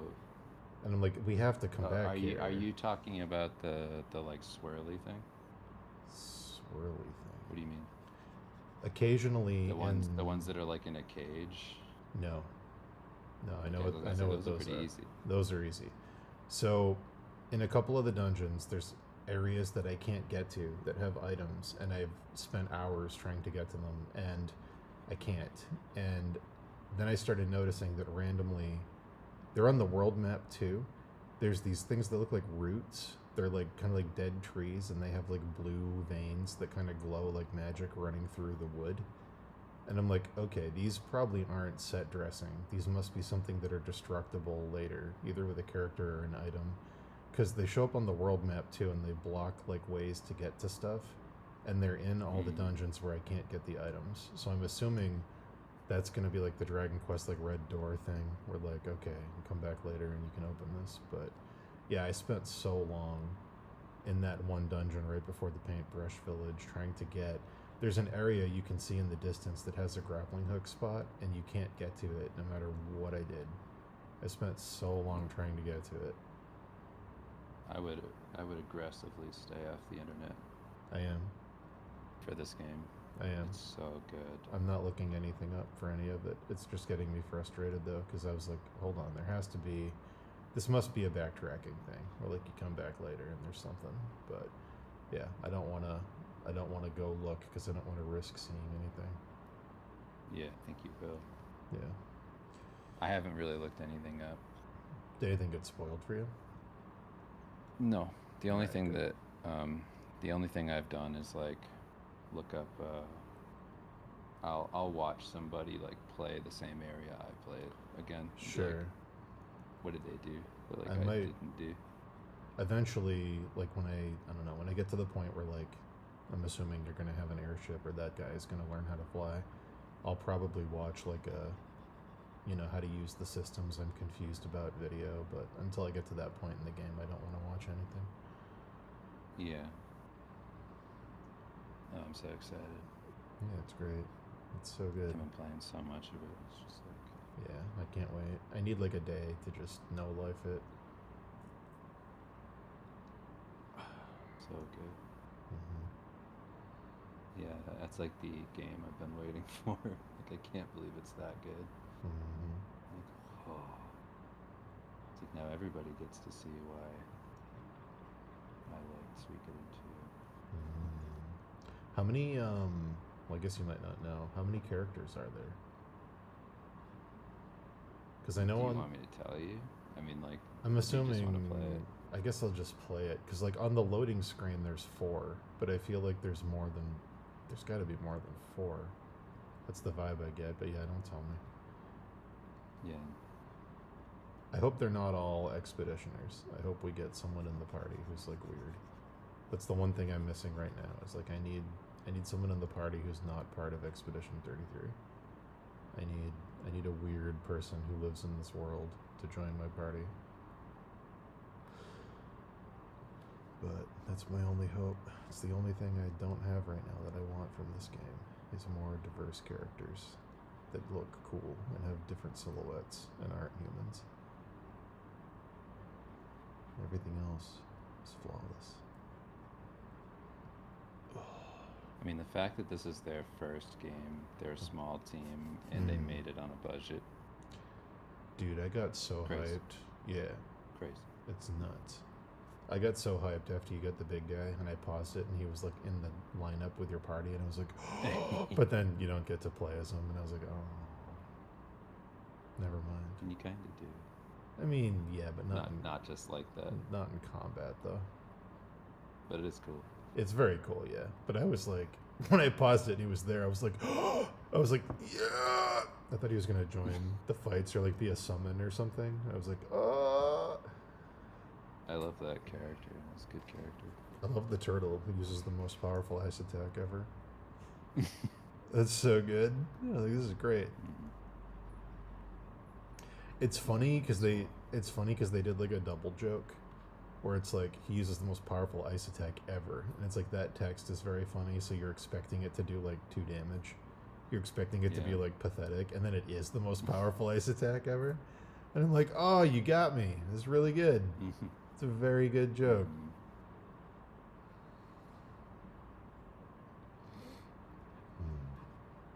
Yeah, that game's just loaded. Yeah, it's Cool fantastic. stuff. It's absolutely fantastic. I really some- hope that they stick to RPGs, because I would love them to keep making stuff like this. I think they will. What I really hope is that they don't make Expedition 32 after this. I Yeah, really, I don't think they will. I hope not. I really hope they just do another awesome thing. I'd be down for like a DLC of like DLC for experience sure. This other thing. Yeah, DLC is fine. I just hope they do another cool game with a bunch of cool original ideas. Even if they keep Yeah, a 'cause similar I think all they combat. needed was that confirmation of like this will do well, Yes, and now they're going to be able to do whatever. the next thing. Yeah, whatever they want. Blank check. 'Cause It's this is like crushing. one of the highest rated games in like 10 years. It's crazy. I mean, I don't know how true this is, but a lot of people are saying it's one of the highest rated games now of all time, Yeah, I think it is. and it's the highest rated. I think on Metacritic, it's the highest rated user score of all time. Yeah, it's pretty nuts. It's really, really really, good. it, Like, it really it's- is great. Like, it's not like it's a little bit good. Like, it's really No, good. it's very, very It's good. It's pretty fucking nuts. It's Like, if a Final incredibly Fantasy addictive game. game played like this, I would have been so unbelievably happy. Did you find the optional combat arena where you can fight all the dudes before you fight all the dudes? No, Oh, dude. I just didn't. I didn't do enough stuff So if you go, before I just moved. so before you go to the Brush Village, when you're exploring, you can find a secret coliseum that has all the brush dudes you eventually fight, training for the big fight, and you can fight them all early, and it's really hard, but you get crazy experience. You'll get like 6 levels doing it, and also you get augments for your characters. You get pictos that you can only use when you fight alone, and they give you crazy stuff. So you can do a whole build in the game where it's one character versus the world. You don't have to do a party of 3. They designed it so you can solo the game. And if you beat those guys in that Coliseum, they give you stuff like when you're the only character in the party, double damage. When you're the only character in the party, you get shell and haste all the time. When you're the only character in the like all these things that work if you're the last one standing. So like if you just take the other That's people, so dope. Dude, it's fucking awesome. It turns it into like a fighting game. It's so good. So if you go back with the big rock dude and find that Coliseum, you can probably still get those. Like, it's just where they train. So go find that, and you'll get 4 unique Pictos that are only for solo combat, and they make you so broken. There's one where if you're the only person in the party, all your damage, I think, is doubled. And then there's another one you can stack with it, where if you're the only person in the party, every hit is a critical hit. And it's so fucking fun, dude. Oh, wait. Only person in the party, does that also mean everybody else dies? Yeah, if you're the only one. But also, the thing is Shit. you know how like when you go to the Brush Village, you do the Coliseum, and it's like you have to pick one character. Yeah. I think Duels. there's other duels in the game. So if you get those Pictos, it makes those duels like its own thing, because you're automatically the only person in the party because it's solo. So you can have like a you can have like a dueling build basically. That's cool. So then there's another Picto. Did you get the Picto that kills you immediately when you start the battle? No. So if I you mean, go, maybe I did. Maybe I didn't use it. there's one that's called Auto Death. So if you get Auto Death and you put it on the 2 characters you don't want to use, the second the fight starts, they die immediately. And then your character that has all the solo buffs becomes a superhero. So it's like, it's so cool. There's so many builds. But yeah, they designed it so you can go through the entire game with one character. If you want That's to. cool. Yeah. Okay, now that makes more sense. I was wondering how people were. So, like, I was trying to do this stuff where you, like, stack Sayel, I think is her name. Yeah. Where you, like, stack her stuff Mm-hmm. and make her, like, unbelievable. But I was like, how do you get the crazy damage? I bet it's that. I bet it's that. like her crazy stuff plus that. Yeah, because if you put all of them on, like if you learn them and then you put your points into having all of them active at the same time, you're double speeds. You get, it's like having 2 people in the party, but it's all one character getting all the turns. You have shells, you're taking half damage, you're doing double damage, every hit's a critical hit. You hit all these crazy buffs that stack. But yeah, it's very, very fun. But that's the crazy thing is that's all completely optional, and it's all in a hidden area that a lot of people aren't even going to find. Like, the exploration part is so important. Did you beat the chief? Yeah. Okay. Did you use those? Yes. Okay. Yep, those were dope. Artifacts. The strength of the game is the gameplay is incredible. The combat system's the best turn-based combat system I think I've ever played. The story is really good so far. I don't know where it's going, but the world building is really good. The characters are really good. It's a super unique world. It has a lot of like emotion in it that doesn't come off as like forced. It like actually feels like sincere. Not too cheesy. No, it feels really sincere. The voice actors are all really good. They give good performances. The only weakness in the game so far for me is like sometimes the faces don't look great, but it's also technically a AA indie game, so like you can give that a pass. But like, yeah. The story's really good. The gameplay is super good. There's one, like my only critique is jumping. Oh yeah. Jumping stinks, but it's not a platformer, so Yeah, it's not a platform. you don't have to do it that often. Yeah. When you do have to do it, it's just a little janky. Yeah. And then But that's such a tiny thing. man, upgrading the weapons is so, the economy for those items is so tight. It feels, man. If those were my only criticisms for Final Fantasy 16, I know. it'd be a different world. I know. I wish. Final Fantasy 16 was like Very good. cinematically cool, Yeah. but then it had a lot of like, it just had a lot of the, I don't want to like It was padded out. just shit on Japanese stuff, but it had a lot of Japanese stuff in it where it's like very melodramatic and corny. And like I've always wanted an RPG to be made. Like I always wanted a story that wasn't just like so hand-holdy and like Yeah. heavy-handed in the delivery of everything and cheesy. Yeah. It's like, because I always felt like RPGs, like Suikoden 2 is pretty good, but that's like kind of cartoony. You know, the whole game's kind of cartoony. yeah, yeah. But as far as like a delivery of a story goes, I felt like they took it a little more seriously. Well, yeah, Suikoden 2 And like treats Final it Fantasy like 6 is pretty good. Suikoden 2 treats it like an actual war where like people die and it just happens and they don't make huge crazy deals out of it, and like they treat it like a war drama in a weird way. It's not like it's hyper emotional, crazy music swelling, everything has to be a soliloquy. Yeah, it's just like, oh, okay, there was an attack on this village and a bunch of people died, and that's bad, so let's counterattack. But yeah, like I love 16. It was really good, but it just wasn't. It was too padded out. It was like a story that was good until the very end. It doesn't stick the landing at all. The combat's great. The visuals are great. Cool characters, but you don't get to play as anyone but Clive, so it's kind of a bummer. And like just tons of padding, way too much. But padding. I would have loved if 16 were Expedition. Yes. Expedition 33 is like, I would say, like the way that I would say is like, for RPGs for the longest time, you've kind of had to put the asterisk on them and gone like, this is really good for an RPG. Yeah. And like that's been like the thing, because it's like you don't really get in an RPG the same things you get from other games.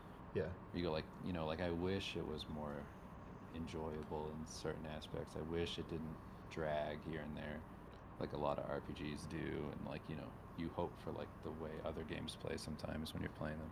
And you always. But I get would say the- Expedition 33 doesn't do that. It's like good for any game. Yeah, and you always get the but with other RPGs where it's like, oh, it's really good, but it's an anime game, so you have to be okay with cringy anime voice acting. Or, oh, yeah, it's really good, but the combat's not that fun. Story is great. Like, there's always a but. This game is just, yeah, the faces look weird sometimes. That's it. Everything else is fucking, like, flawless. The crazy thing is how huge, like, the towns are. And it's like when I went into like the paintbrush village, I was like, oh, okay, there's gonna be like a little shop over here. It just kept going and going and going. There's a fucking casino over here, like, and there isn't like a map when you're in town, so like you lose stuff. Did you did you find the like Chrono Trigger reference with the manor? What Where part? like you can? Did you find the entrance to the manor in the Brush Village?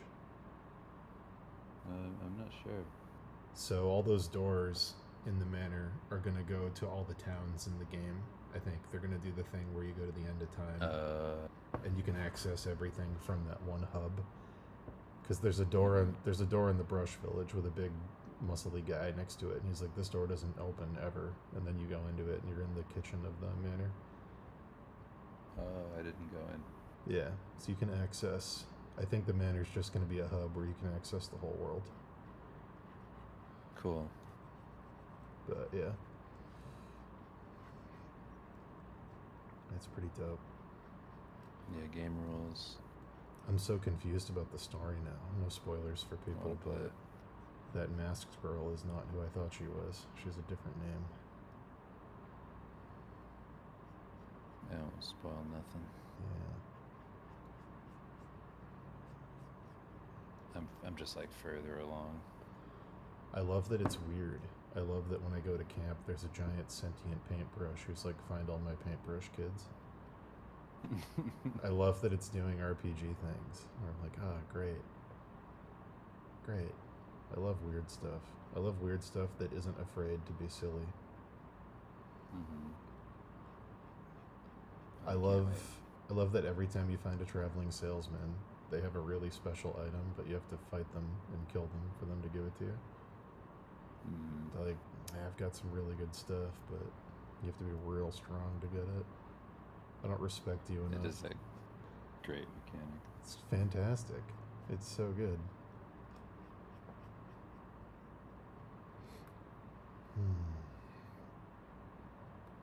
Yeah, the Pictos are like such a good idea. They stack with your like ability choices so well. It's so good. There's so many abilities that like have all these bonus effects if like somebody's marked or if they're burning, and like with the Pictos you can like make like your base gun attacks and like instantly put those on, so then your next ability like does crazy stuff. Like it's such a good customizable system with so many options. There's so much depth. I know, it is pretty insane that they were able to do all that. Yeah, it's nuts. It's like a more advanced version of like the relics in Final Fantasy VI, where it's like, oh, now I can do this, now I can do that. Oh, if I equip these two relics together, now I can do that. Oh, cool. But like times like 50.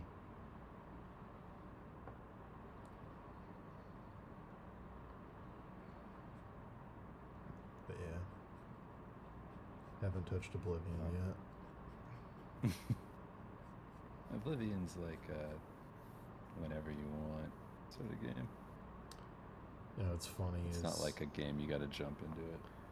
I actually forgot. I forgot this was in the game until I saw someone posting about how happy they were they kept it. I forgot that in the original Oblivion, there's a voice line where they didn't hit stop recording and you hear the person break character. Do you know what I'm talking about? I mean, no, not really. Where she's like, "You'll never get away with that," and she goes, "I can do better. Can we take that again?" And they keep it in. I love that the remaster kept that. I love that they kept that. That's so important to keep that dumb shit. It's so like part of that experience. Mm-hmm. That's really funny.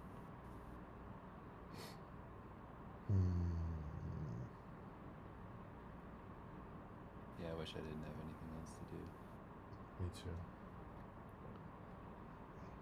I gotta clean the house and cook a bunch of food because my buddy who owns Meat Bun is coming over from LA later this week. I'm gonna host his family here. Oh, really? Yeah, he's coming over on Wednesday. I'm gonna cook a big dinner. That's cool. Yeah. When did you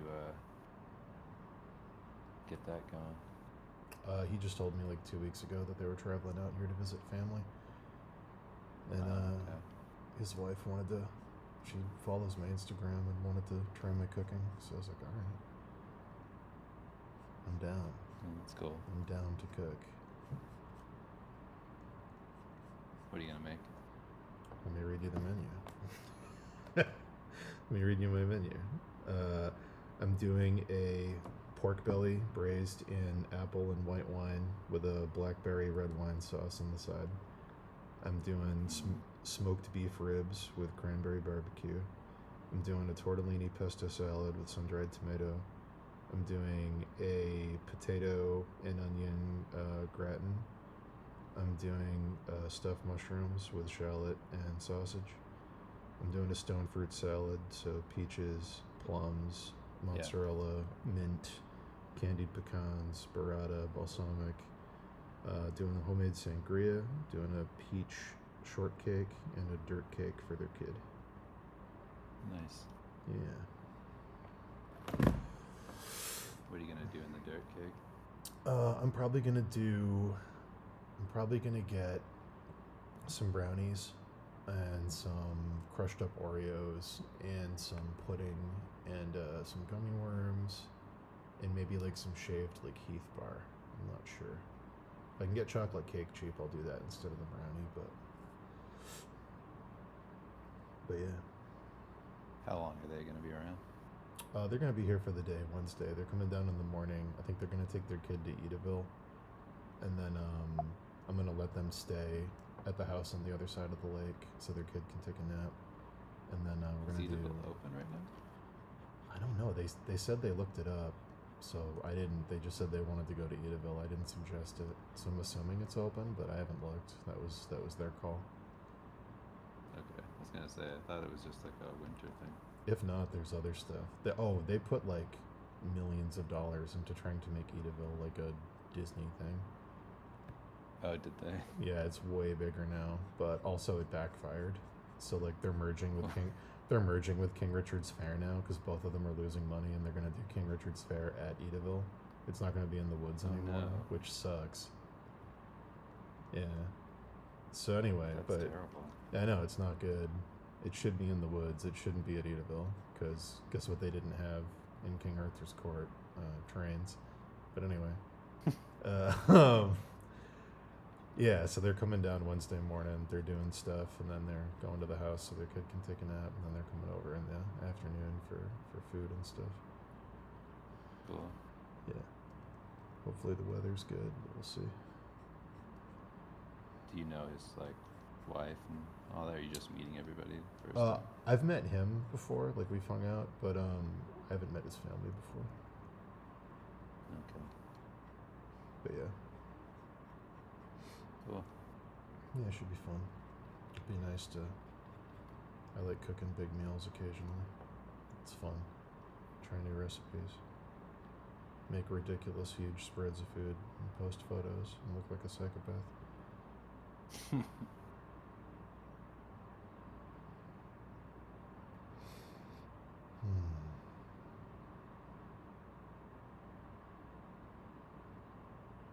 So excited to paint this huge cloudy sky. Yeah. You sound excited. I can hear it.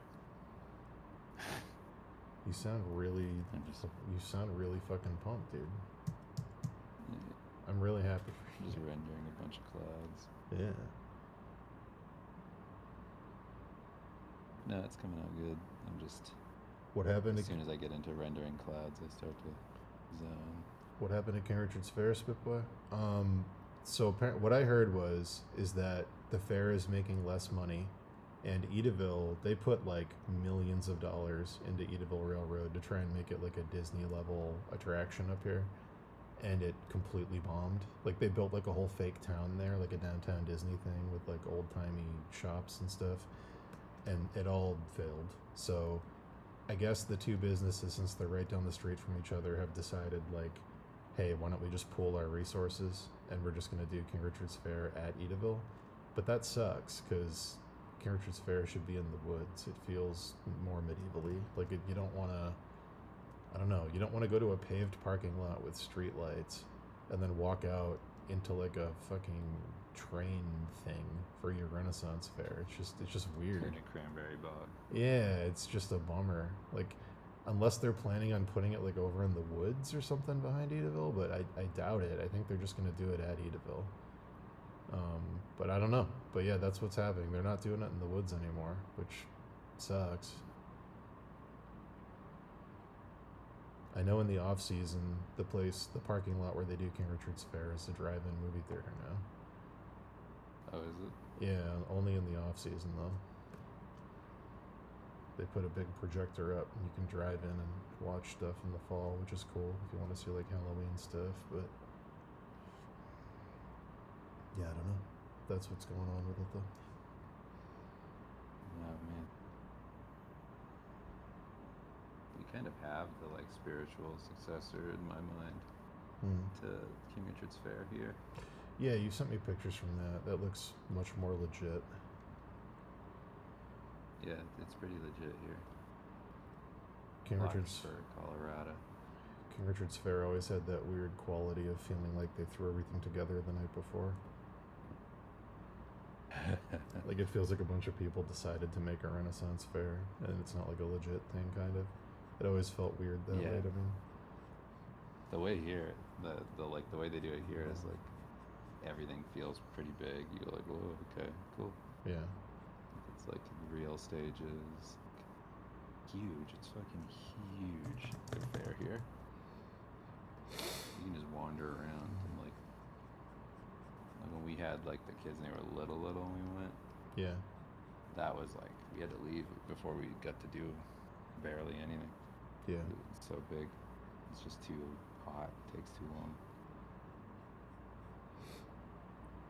They don't do it in the right time of year here though. They do it in like summer-ish.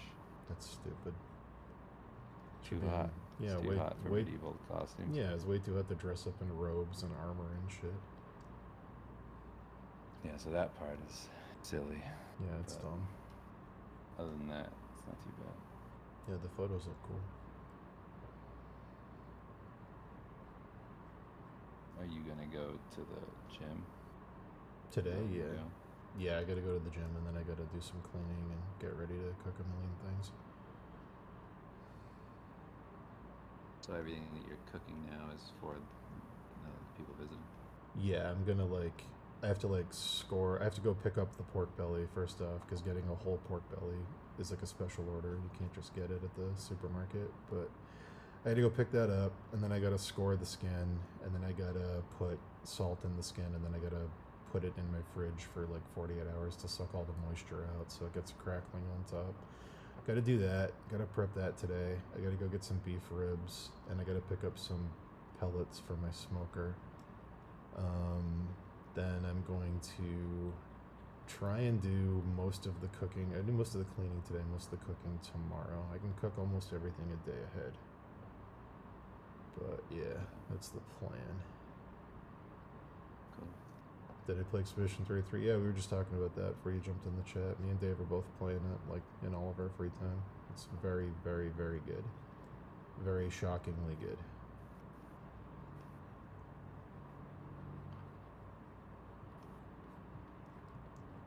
Yeah, if anything else this year is better than that, I'd be shocked. Yeah. Yeah.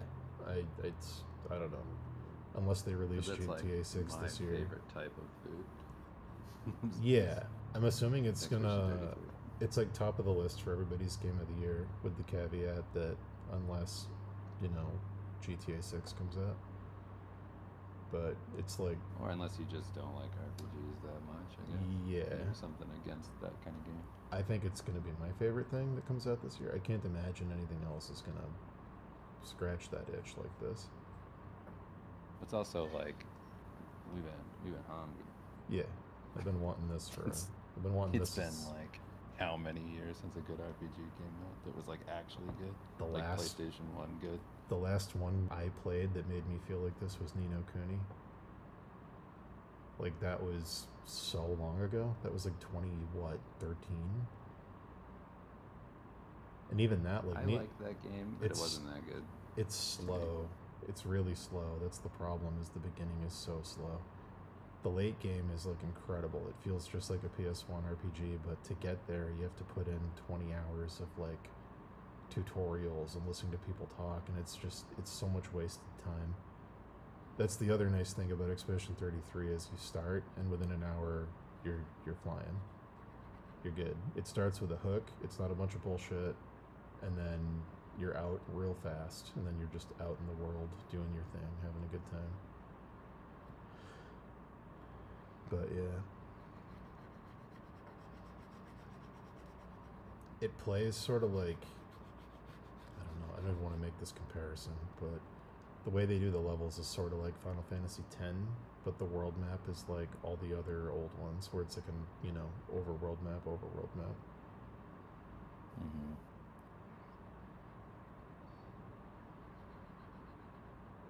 Yeah, it's great. It's super good. I'm glad they're doing the thing where it's like, yeah, making an overworld map now that you have like next gen hardware, you can just make it huge. Like, capture that feeling by actually going for scale. Like, you can do it now. You can compute it.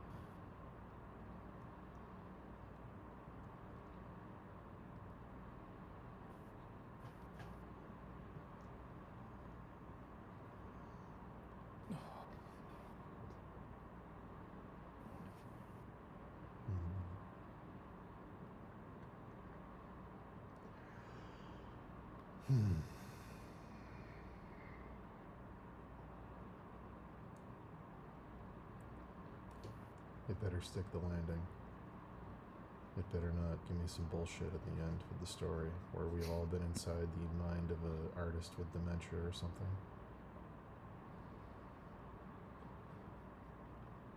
I had a good feeling about it. I do too. I've just been hurt too many times.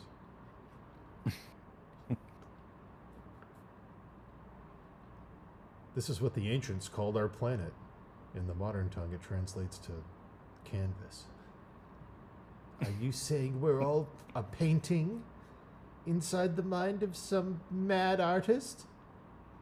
But that's too silly. That can't be true. I have memories of family. All strokes of the great painting. That's it's my biggest fear. When a guy showed up called the curator, I was like, "Oh, let's lean away from this. Let's not. Please don't Dark Tower me. Don't all be characters inside of someone else's creation, please." No. No. Don't do it. Not like this. Not like this. No.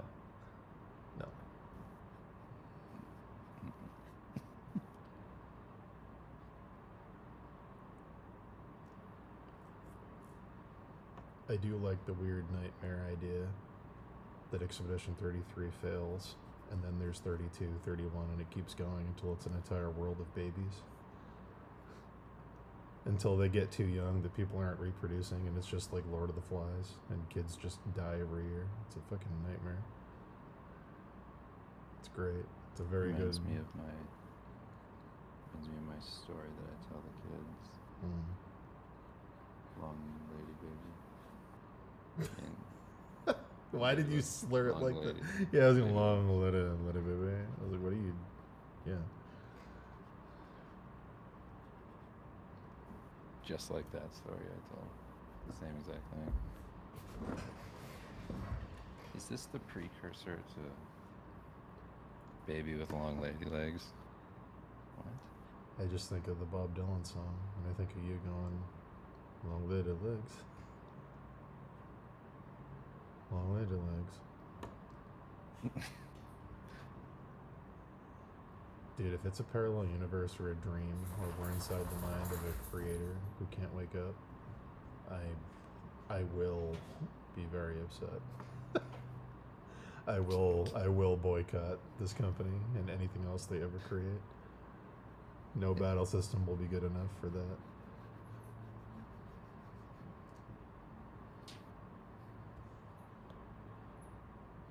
Yeah, that would be pretty funny.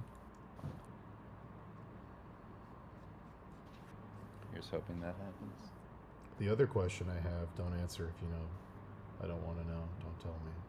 Is are we supposed to be on Earth? Because like all the globes and stuff are definitely like Earth, like circa like 1750, 1850. But like there's like the Eiffel Tower melting thing, but like everything else feels very not Earth. Like we're not in Paris, we're in Lumiere. And I'm like, okay, like is this like an alternate world? Is this not Earth? Are we just using that iconography? I don't know. Yeah.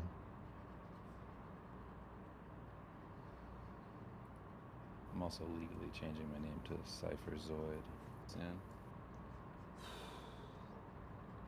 I'm glad. People go, how's Dave doing? I'll go, he died. Now only Cypher Zoid exists. I wasn't powerful enough before. But I am now. Now that I'm Cypher Zoid. But I am now. I like casually saying that. But I am But now. Now that I'm Cypher Zoid. Actually wasn't that powerful. But as Cypher Zoid. I can do anything. Yeah. Dave proposed I might not have been able to get it done. Cypher Zoid, though. Good thing he's not here. Yeah, good thing he died. Good thing he's dead. Electricity begins to pump through my hands. I'm picturing. I never saw Battle Angel Alita, but I'm assuming that's the speech the guy gives at the end of it. But now that I'm Cypher Zoid, I can do anything. Then the electricity. That is what it is, actually. No wonder it was so popular.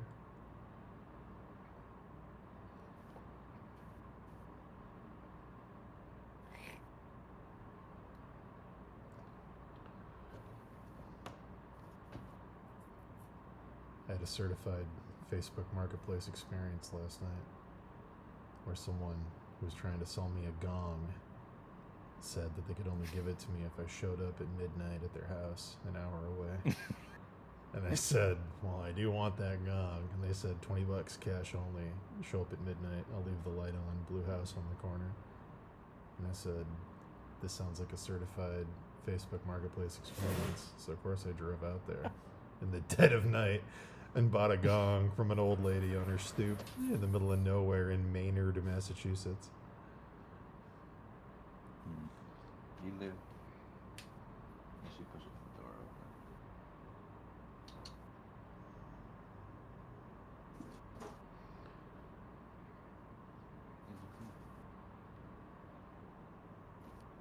Was it scary? I mean, it was shady. It was absolutely shady. It looked like a drug deal. Because I was gonna say, I'm surprised you didn't get jumped. No, I went. I was thinking about getting jumped. I was thinking about getting jumped when they said we have cash for we have change for up to 100. I was like, this is probably going to be a robbery. But listen, I needed the gong. Okay, it was too nice. It's crazy. It was too nice. I never seen a gong like it. Okay. I never have, and I never will. Never seen a gong. I've never seen a European gong before. You ever seen a European gong? Look at this. Tell me you wouldn't pay $20 for this.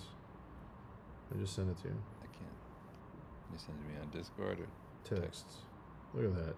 Brass with inlaid mother of pearl and turquoise.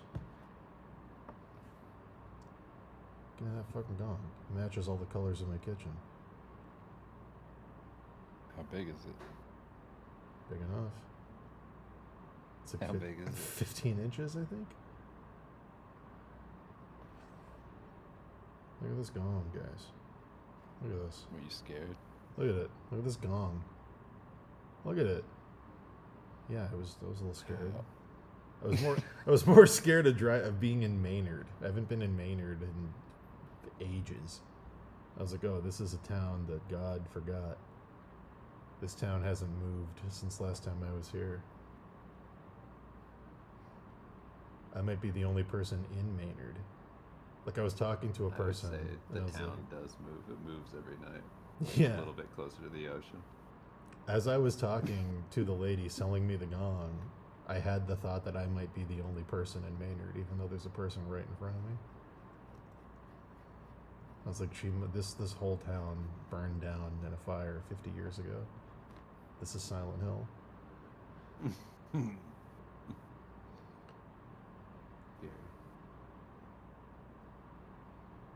Or as us in the biz call it, scary. Ski. So you went and you risked it all for a gong. For a gong.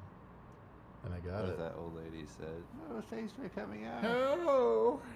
And she went, by the way. And she pulled a gun out and she went,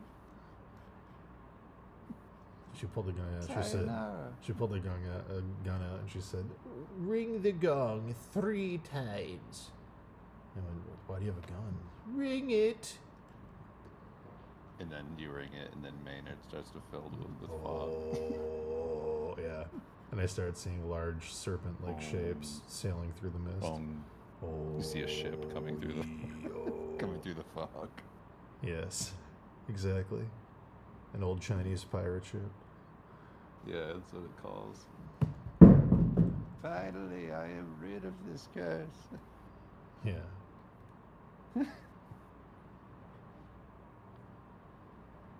That's what I was expecting. Hell of Maynard. Yeah, the hell of, yeah. In the mouth of Maynard. Yeah. Yo. Actually, they wouldn't say that. What would a Chinese pirate ship do? I was gonna say, yeah. It's just the same thing with an accent. Yeah. Obviously, yeah.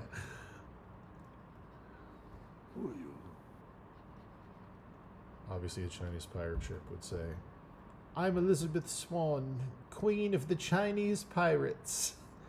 Here I am. I'm the The curious you. I'm Elizabeth Like- Swan, Queen of Asian Pirates. Here I High am. priority white woman. We keep with us. I'm gonna girl boss all the way down the gangway. That's what I'm gonna do. We make her feel like she has power, but we just like the way she looks. She's a What do pirate. you think? She's a pirate queen. Yeah. What do you think? We dressed her up in Asian clothing and gave her a ship full of those people, and she can be in charge. We're Disney. Enjoy. Disney presents Pirates of the Caribbean 3.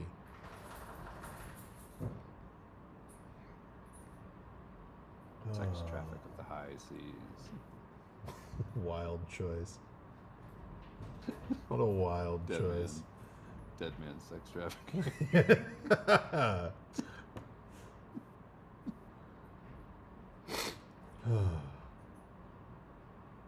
How do you sex traffic these women?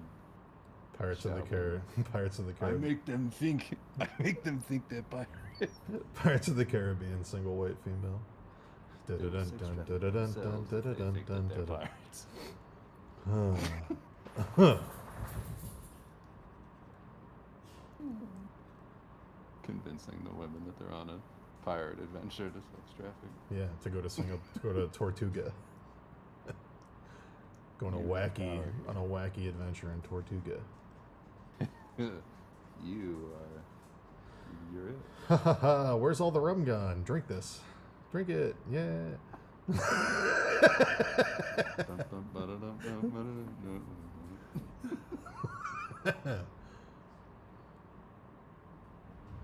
Ha ha ha! Where's all the rum gone?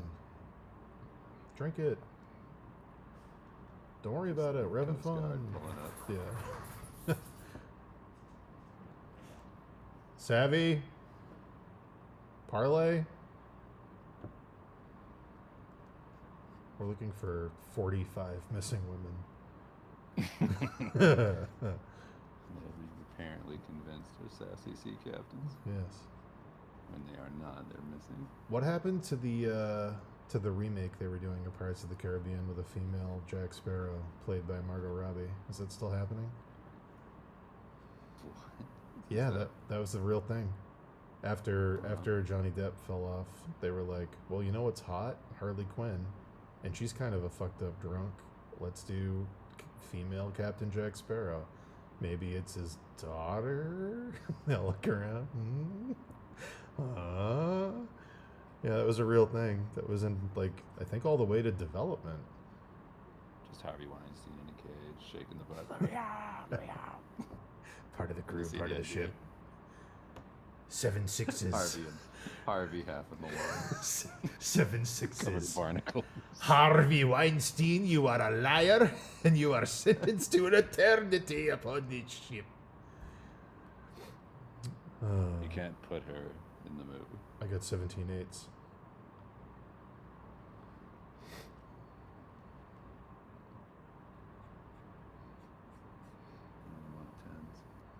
Harvey, Whoa! walk the plank, Yeah, you scurvy devil. you scurvy dog. Sex predator calling a scurvy devil. Whoa! You. Scurvy dog. Ye old nasty. I love the idea of pirates respecting each other because they just take what they want and live free. But Harvey Weinstein manipulates people, so he has to walk the plank. Disrespectful. You has Whoa! you broken the pirate's code. Harvey Weinstein looking around. You guys are pirates, though. You like, plunder. you literally like kill and rape people. Whoa! No, but they're kind of they're kind when we do it, they're kind of into it because of how we look. When we do it, it's fun. And It's fun and it's an adventure. We're dressed up. Yeah, yeah. It looks Oh, when we do it. When you do it, it's nasty. It's nasty work. I think the idea of all the monsters on fucking Davy Jones's ship, and then just Harvey Weinstein with a couple barnacles, just hanging out. Old Harvey here. I said I'd do anything to get out of the prison I was in, and Davy Jones showed up and offered me an eternity of freedom. Awfully. Just Steve. That's all we're talking about right now. Christy. I know. We can't talk about it. We're just doing a bit from our third Steve book because we can't release it. It's literally what we're doing right now. Oh, Christy. We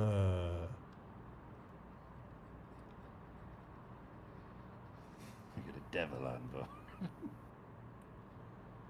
Real evil.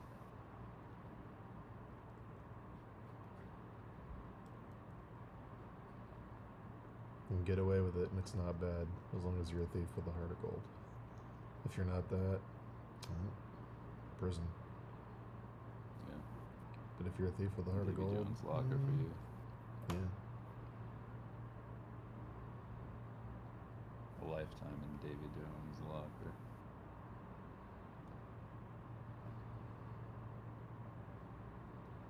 Did you meet Davy Jones in those movies? Yeah, he's the squid guy. Is he? Yes. What do you mean? Was that Davy Jones? Oh, okay. I watched couldn't this. remember if I that watched was this him. movie with you. Yeah, I couldn't remember if that was actually Davy Jones. Yeah, it's Davy Jones, and he's in love with fucking Calypso for some reason.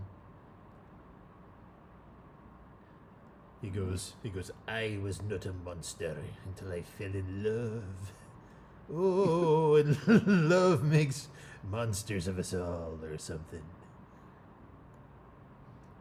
Something like that. Mm.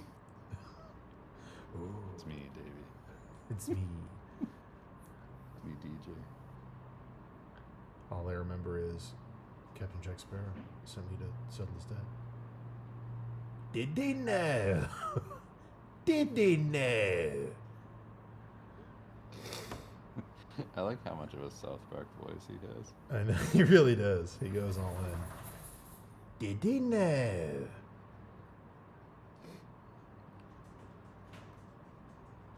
Yeah, I left that movie on not that long ago. It's a good Leave It On movie. It's got just enough cool stuff to look at visually and exciting music that you can let it melt into the background while you work. Interstellar's a good Leave It On movie. Yeah, great soundtrack. I've got a whole list of movies that aren't very good, but they're great for leaving on while you work. Like what? Give me the worst of the bunch. That fucking Robert Downey Jr. Sherlock Holmes movie. Oh no.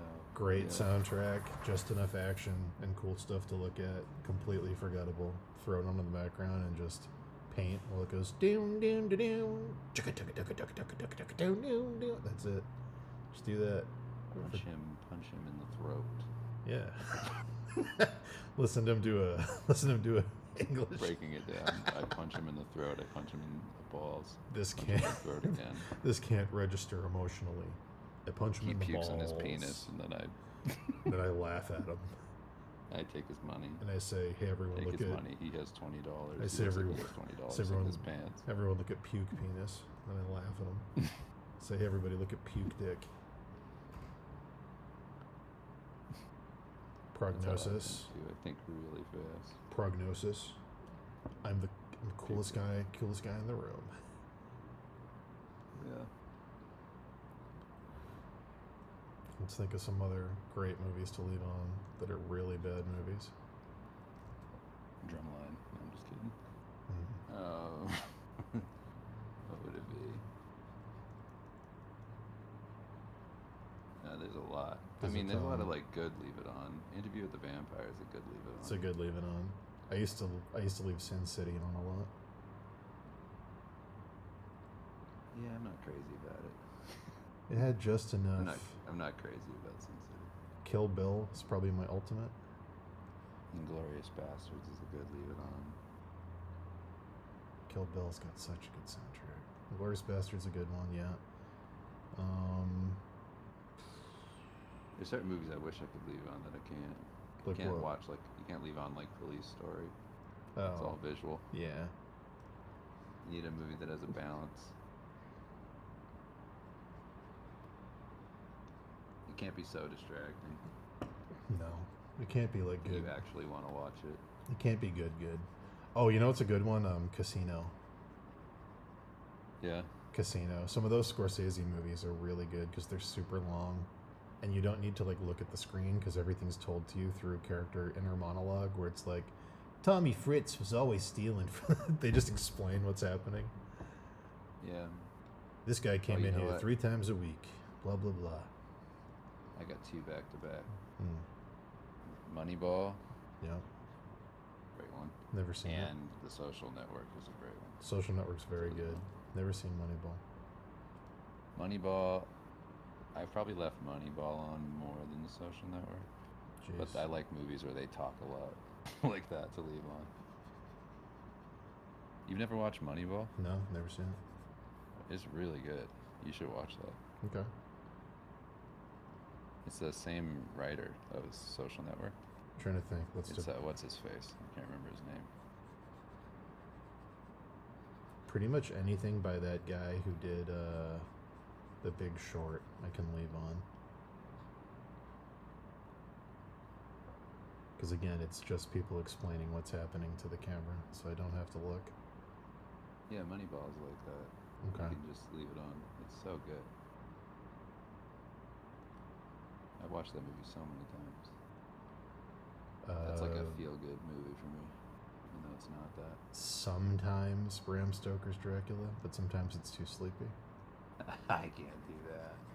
That's a crazy pick. Sometimes it's too sleepy. It's a sometimes movie. Oh, TMNT, the 90s one. I can leave on anytime.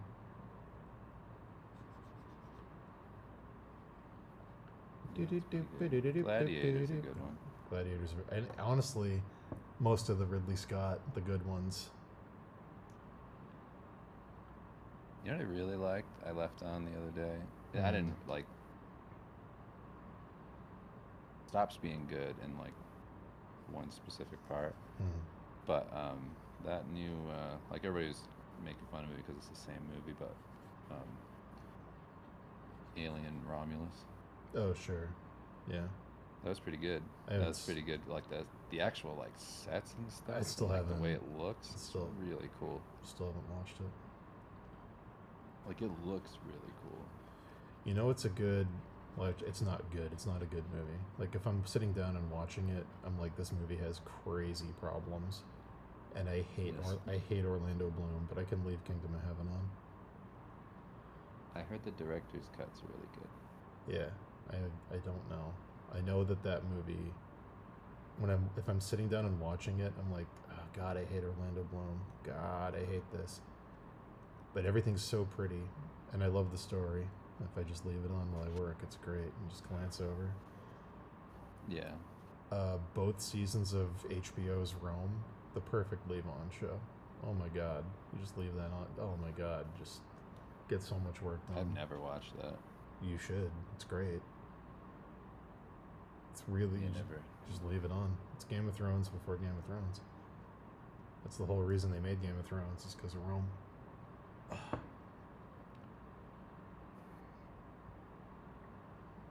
Is it like really, really good? I mean, it's Rome. It's, you know the story. It's just told through the Game of Thrones method of here's like 10 characters, we're gonna follow them.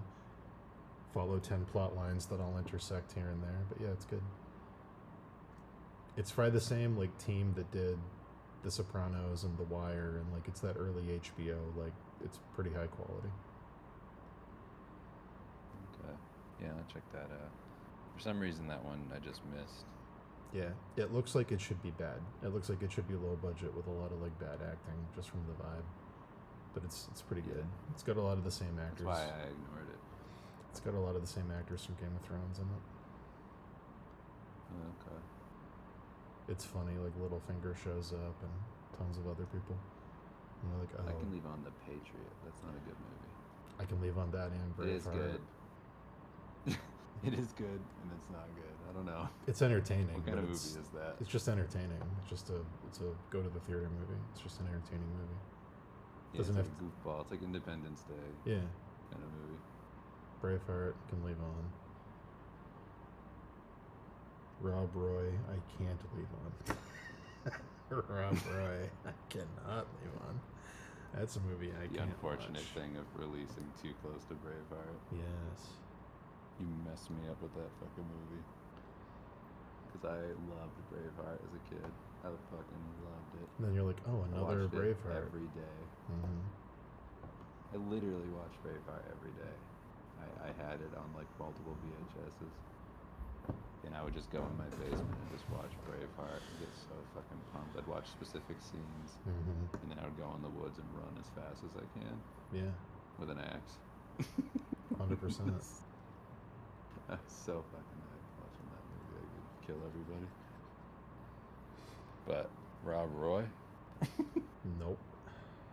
you put that anywhere near Braveheart at Blockbuster, like they did, and I rent it and I go, hell yeah, another fucking Braveheart, and I watch it and go, holy shit, Mm-mm. no way. Like, imagine being like it is weird to think about now, because I have kids and I can like picture it. Yeah. But like imagining being like a small child and sitting there watching Rob Roy is fucking crazy. Yes. I did that. Watched the whole thing. Not good. And then when The Musketeer came out, the like Asian one, Oh, I've got a good. made by them, Yeah, that movie's still one of my all-time favorites. you just watch it and you go, holy shit, these costumes rule. Yes. They're flipping through That whole It's very- aesthetic is great. it's very much Brotherhood of the Wolf Yeah. vibes.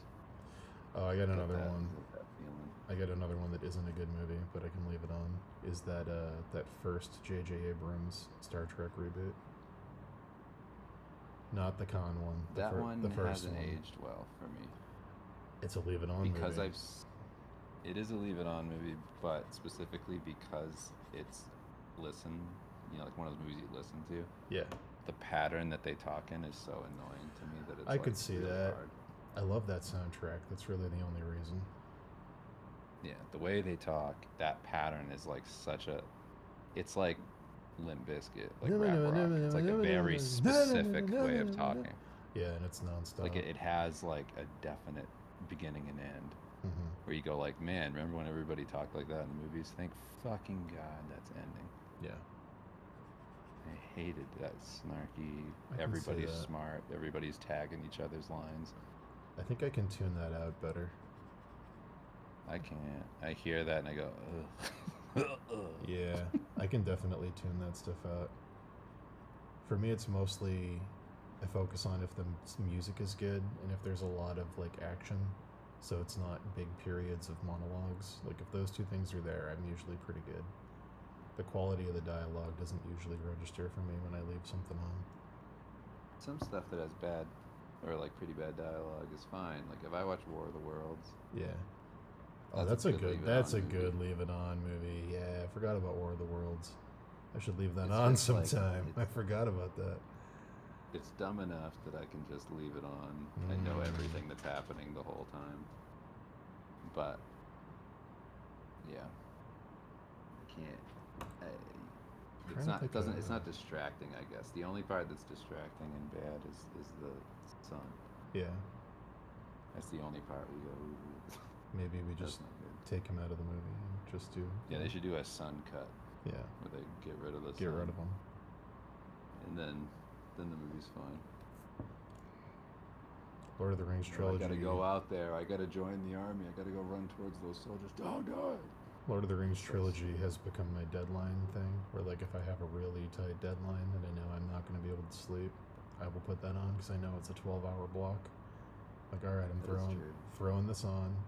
That's my 12 hours till the deadline. I'm just gonna throw this on. I don't have to change anything or get up.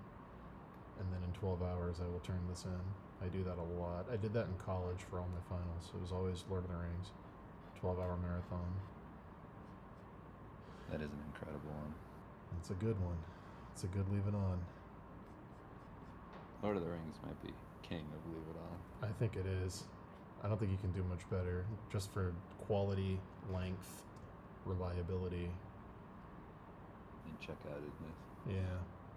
Plus, when you listen to Lord of the Rings, you can see the scene because you've seen it so many times in your head. You don't even have to turn and look at the TV.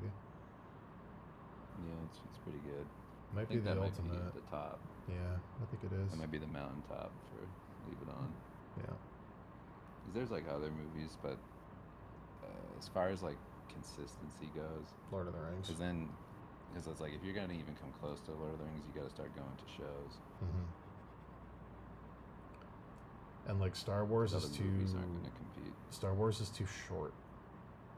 Those movies aren't long enough. They're over really fast.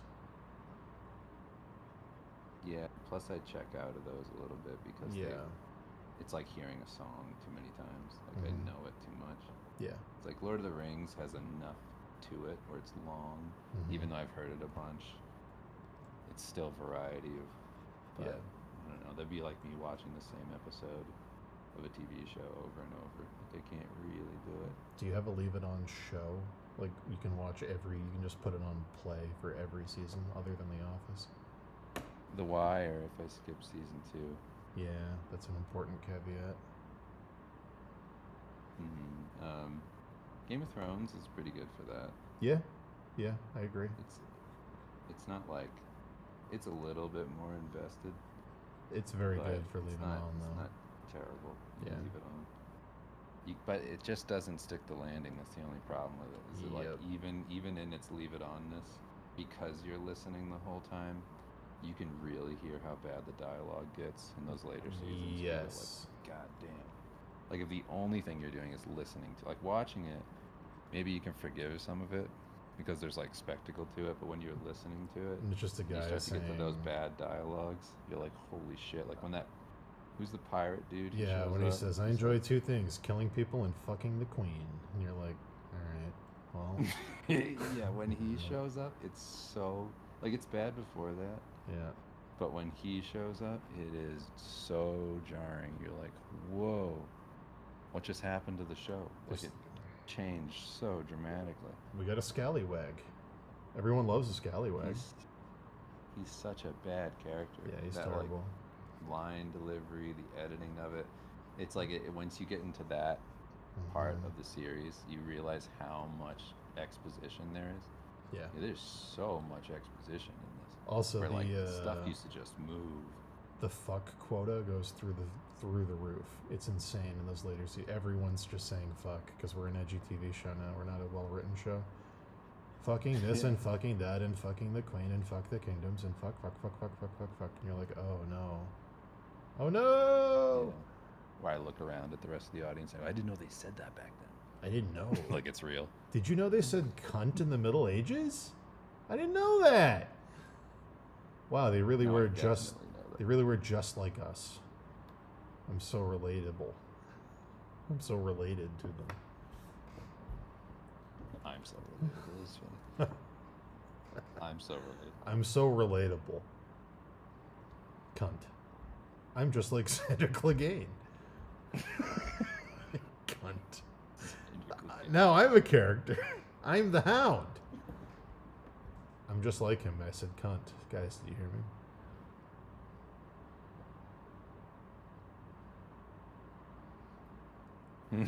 What other Leave It On shows are there?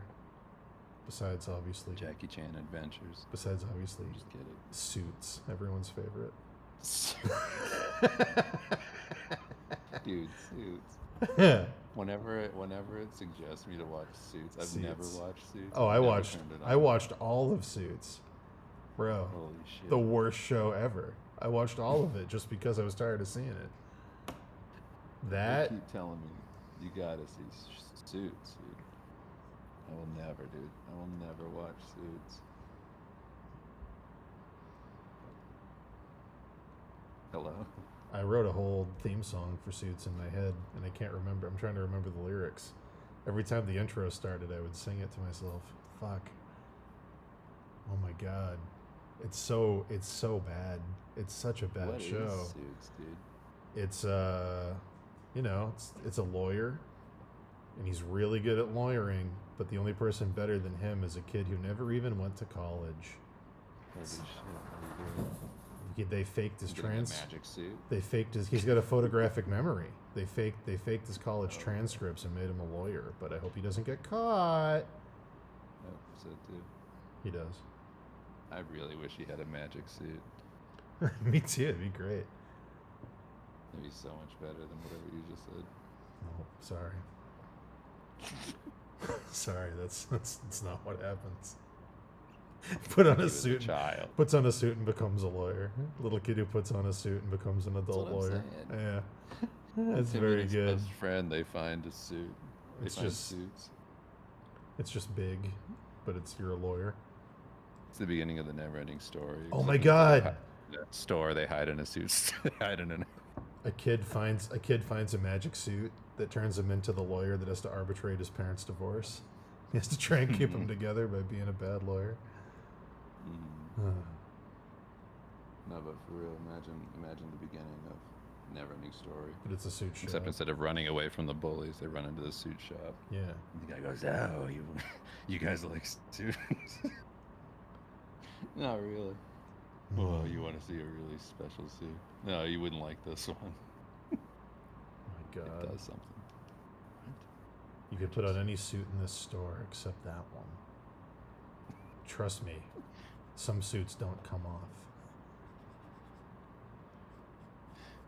I'm still wearing that suit 50 years later. Divorce lawyer. What does he mean? It's on the rack. He's not still actually wearing it. What did he mean?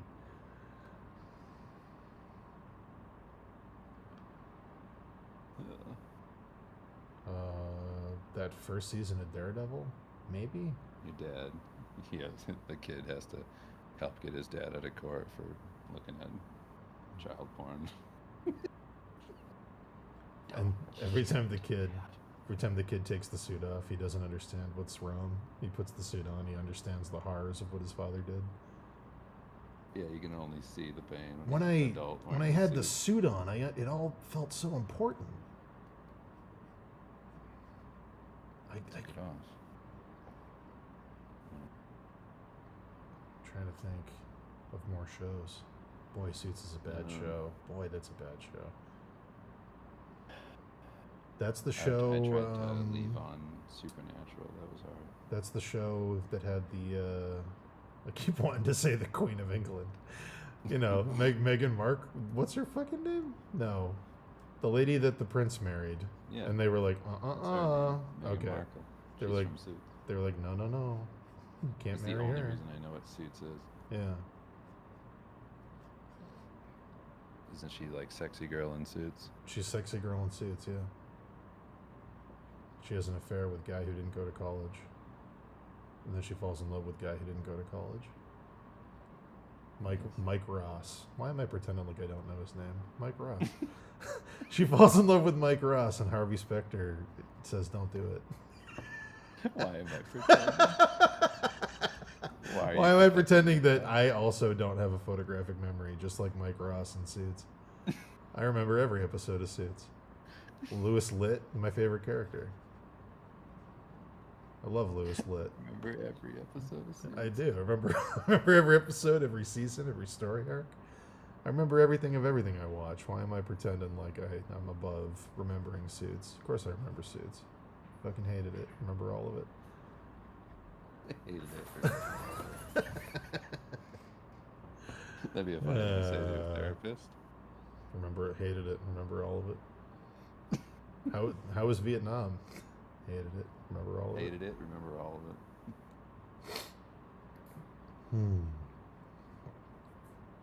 You remember all of Suits. I do, remember all of it.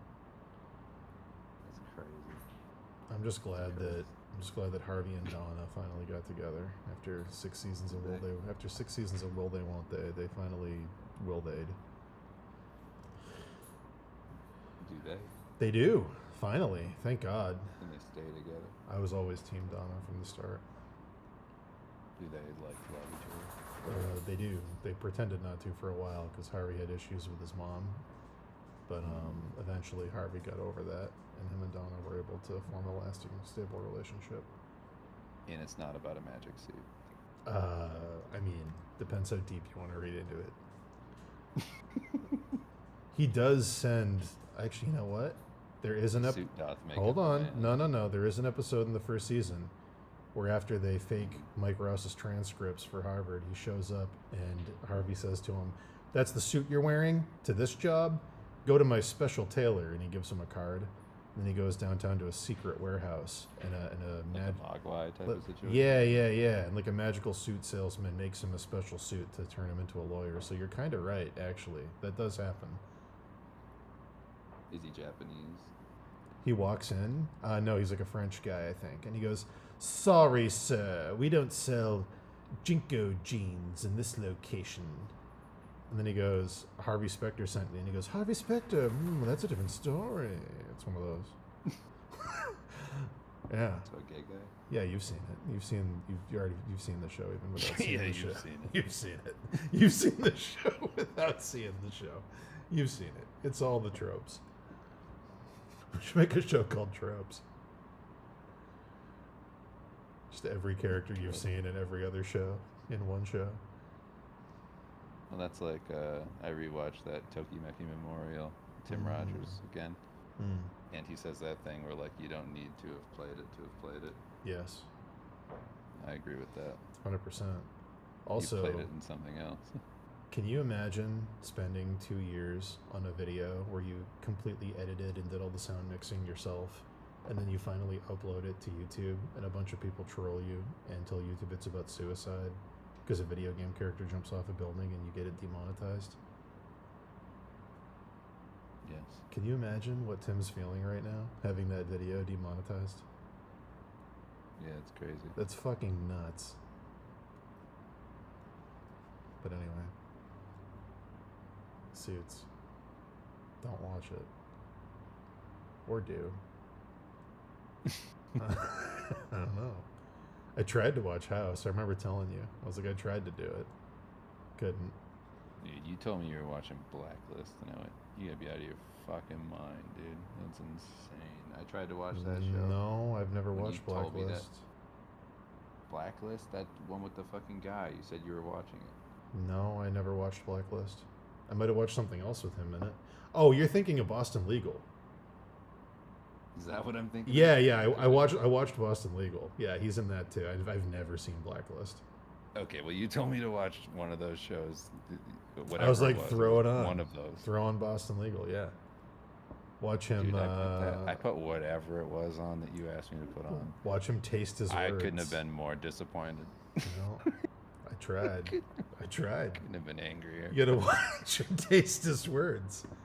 This show Get to watch fucking him. sucks. Get to watch him purse his lips and go, well, when you were stealing that item, did you know that it actually belonged to? You gotta do that. You gotta do the full James Spader. And yes, yeah. Get some Ultron. He's coming back for the Vision show. Are you excited? Is Ultron? Yeah. They got the Spade back. Jimmy They should Spade. just stop making them. They should. They should. They should have a long time ago. But Movies you stink. know, Robert Downey Jr.'s back as Doctor Doom, so it's all new again. I will be in the You can't theater, be, right? and I it's will gonna be a clap. thing where it's a bait and switch, where it's gonna be. Well, in the multiverse, Somebody anything's else. possible, actually. So you're probably wrong, but I'm wrong. I just wanted to sound offended. In the multiverse, actually, everything's possible. So you're wrong. I know I'm not wrong. Yeah, 100%. He's not Doctor Doom. No. The only thing I'm that's not sad. wrong. The only thing that's sad. You know how I know. You know how I know I'm not wrong. It's Hmm. because he doesn't want to be in Marvel movies. Well, he does now that he's getting $90 million a movie. I don't think so. I think you can be so rich that it doesn't matter. That's probably And true. I think he's so actually. rich that it doesn't matter. And I don't Yeah. think he actually wants to be in any more of these. I think he just was like, I think that's like the same reason we have nukes. Yeah. We don't want to use them, but we got them. And I think that's what that $90 million is. He didn't actually want to be in. That was his deterrent. They're not going to pay me this. Then they Keep did. me out. These And then they did. Now Tom Holland's doing it.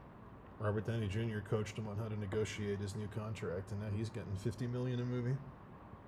That's good. It's fucking wild. You gotta do something, right? Can't wait till he's Link in The Legend of Zelda. It's gonna be him. I'm just bracing. And he's gonna look around with his stupid accent and go, "I can't save Hyrule. I'm just a Kokiri boy." I'm gonna turn it off. I'm gonna walk down the street, get mad. I know Westball. I know you do. I reached out to him after the announcement came out and I said, "Hey, congrats, man. It's really cool." You said, "Congrats, dude. Don't cast Tom Holland." And then all I wanted to really say was, don't, but don't. Hey, congrats, man. That's awesome. Don't cast Tom Holland. I can't wait to see it. Yeah, but don't. I mean, don't even make it. Don't even make it, don't dog. even make it. Don't even make the movie, though. Don't even do it. Don't even make it. Just maybe don't. You know? Hey, congrats. Congrats. Maybe stop while you're ahead. Don't make it. All right. It's gonna be Tom Holland as Link. It's gonna be Dave Bautista as Ganon. I can see it. I can see it. It's inevitable. And then Nintendo's gonna go, "We got a Marvel 2. Guys, we have a Marvel 2. You guys excited for our You were Marvel? joking, though. Wait, what was the We Have a Marvel? Nintendo saying, "Hey guys, we got a Marvel movie. They're gonna put all the Marvel actors in Zelda." And go, "We got a Marvel 2 now. See? I mean, They're all here. The whole gang's here. they can do it. They It's just like have all- to make it a Super Smash Bros. Movie. It'd be great." No, there's a movie I'd watch. Tom Holland fighting a giant hand. Tom Holland. It's playing with us like we're toys. Oh my god. We're all characters. Maybe we are. Yeah. Captain Falcon played by, who would it be? It would be Vin Diesel. I wish, dude. It would be Pedro Pascal. It would be the guy from Reacher in the Captain Falcon outfit. I wish, man. Oh, fucking That'd be incredible. It would way. probably They made be. an F-Zero movie and it was him as Falcon. They'd probably cast John Cena, but I wish it was the Reacher guy. Dude, if they Oh. took the whole Tokyo Drift team, they're like, guess what? You guys are making. Guess what you guys are making? You're making the new F-Zero movie. Can you imagine? It's gonna have Ludacris. Only in Ludacris back. only in IMAX. Only in IMAX. We're not even gonna release it anywhere. It's If just you don't go to IMAX, nobody ever sees. yes, exactly. From the team that brought you Speed Racer and Fast and the Furious comes IMAX the movie. yeah, just IMAX the movie. F-Zero. Yeah, I would love an F-Zero movie like that. Be dope.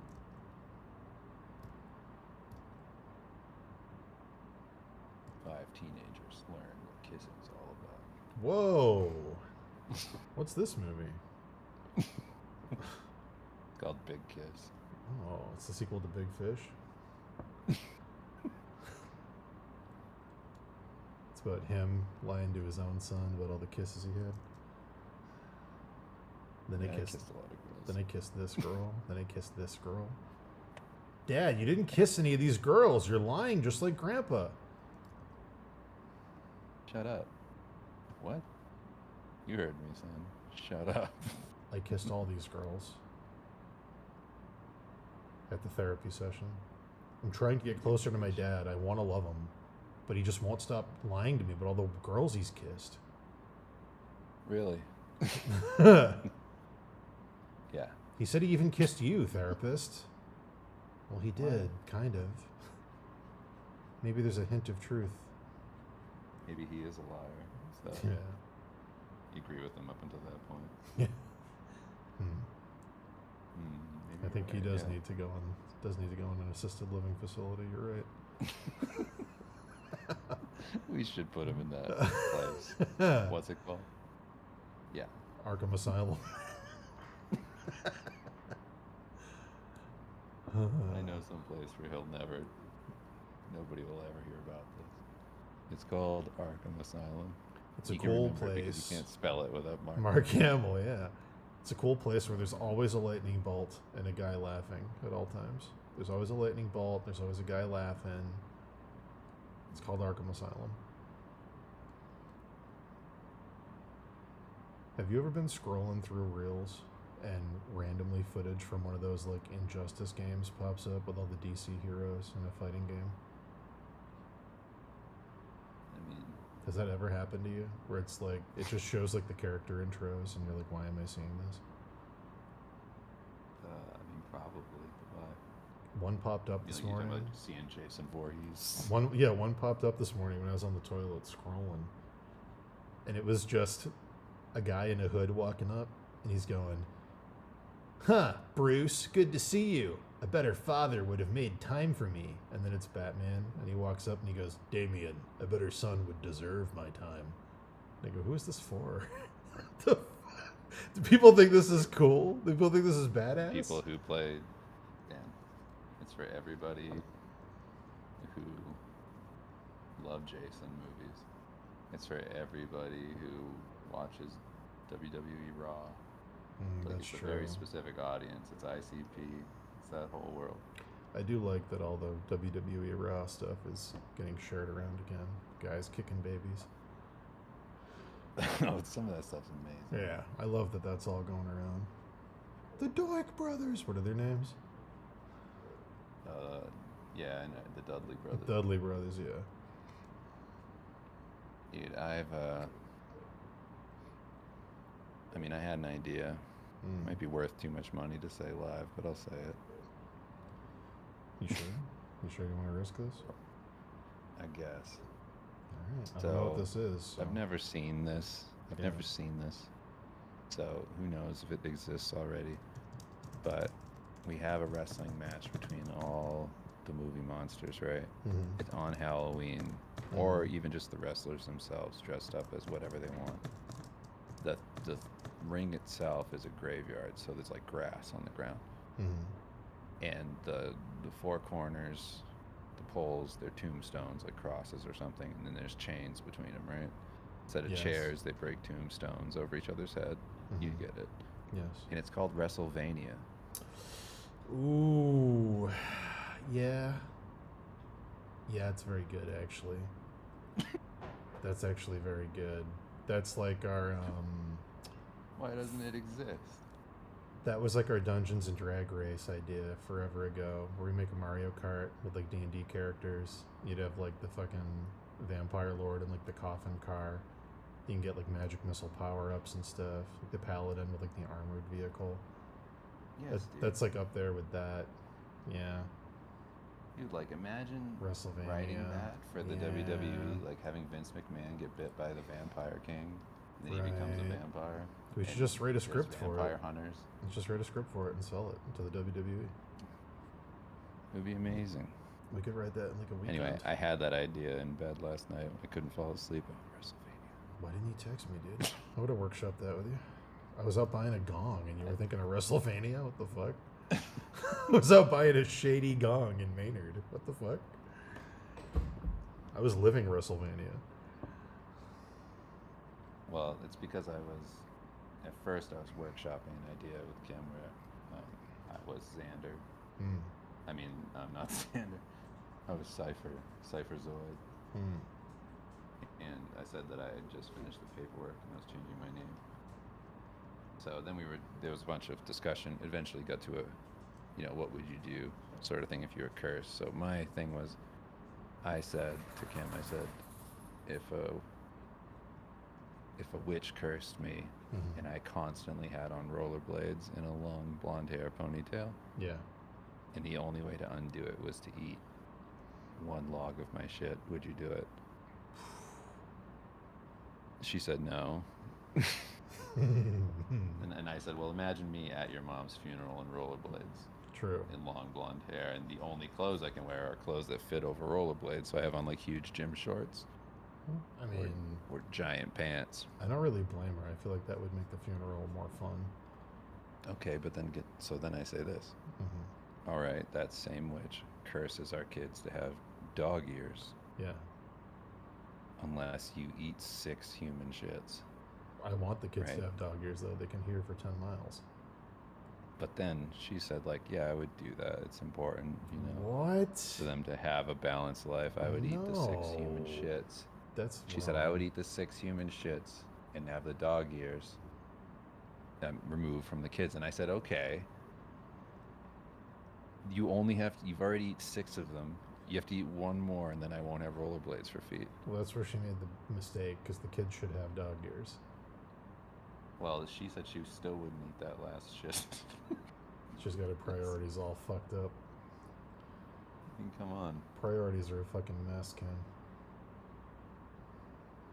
What would you do if somebody put a gun to your head I'd say, and said, please. I'd say, I'm not strong enough. Please do it. Do "You're it not for stronger me. than me." I'd say, I've been, I can't. please. How'd you know? I'd say, oh, thank God. That's exactly what I'd say. Oh, thank God. You can thank him yourself. I will. Thank you. Anything you want me to say to him? Got any messages I can bring up for you? Yeah, where's my mom? Dude, I'm so ready to die. I'm like, oh God, gun to my head. Please, where do I sign up? Where do I sign? I'm so ready to go. If it's not something I'm choosing to do and it just happens, oh my God, what a fucking relief. What if a 747 flies and smashes through your house? Now you're talking. Absolutely. Hope everyone on board lives Everybody and I on the die. plane survived. Yes, except me. for Yeah, the man on the ground. except for Donnie It's a Danko. mir- Some people are calling it a miracle. The miracle. What would I even call it? I was going to make a 34th Street joke, but I can't.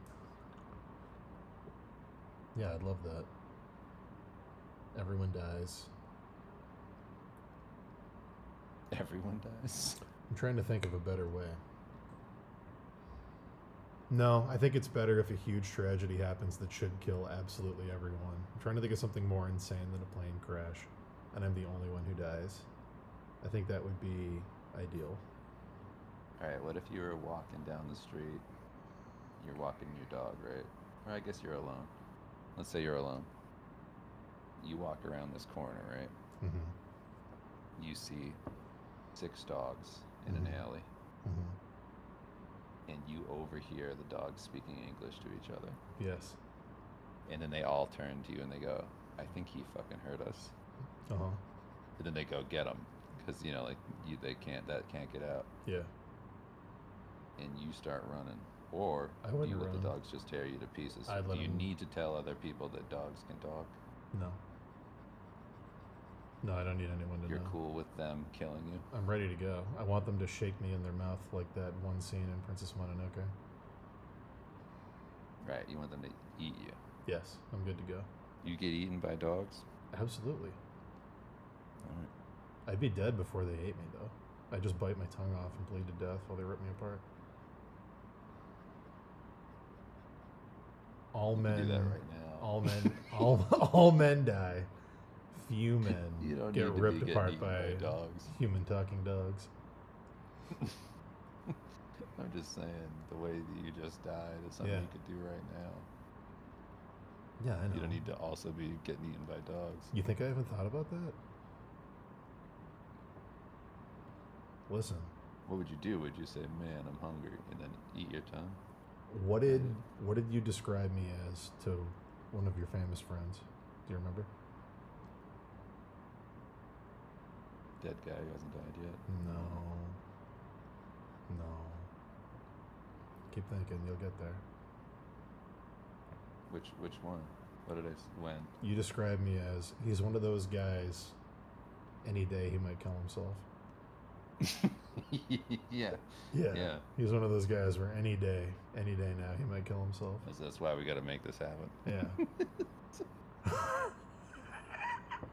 It's so fucking funny to me. I can't remember the exact words you used. It was funnier than that. It was like, He laughed. oh pretty hard. God, it was, what was it? It wasn't Any Day. No, he was one of those guys where any day he could be gone or something.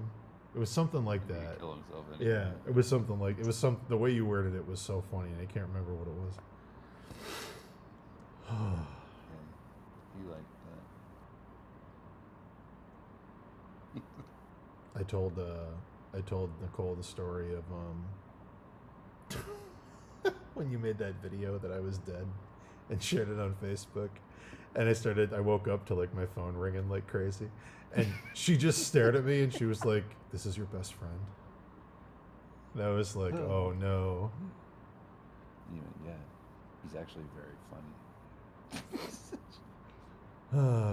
actually doing funny things. Okay. I just love. You don't get it. I just You're love. not I just love how that doesn't register for some people.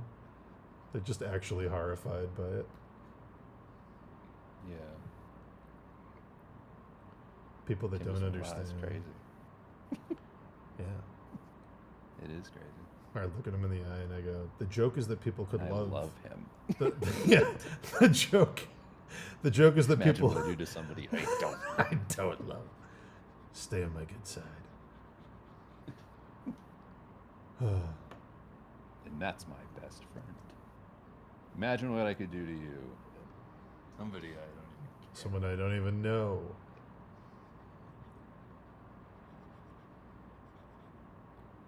A vampire king. That's what I do to my best friend. Imagine what I'd do to you. And then they walk out. Then they walk out of the room, and you go, ribs. And they go, what? And you go, that's what we're having for dinner tonight. And they get scared. Oh. That's what you're making for dinner tonight. Oh.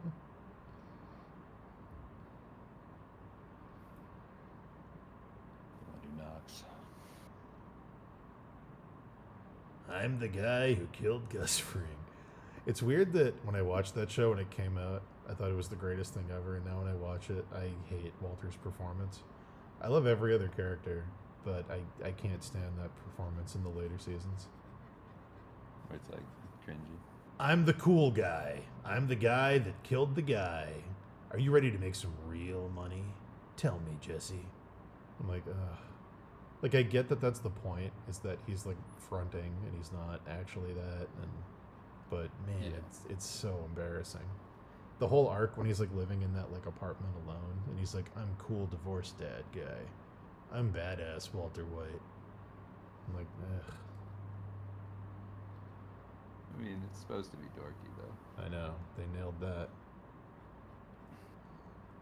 Like I'm literally rewatching it like right now.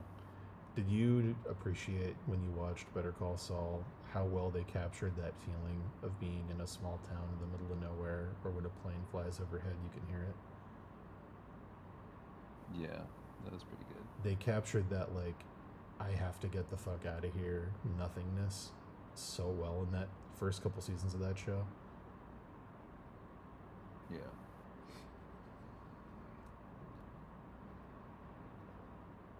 And that show's pretty good. It's not as good as Breaking Bad. It's pretty good though.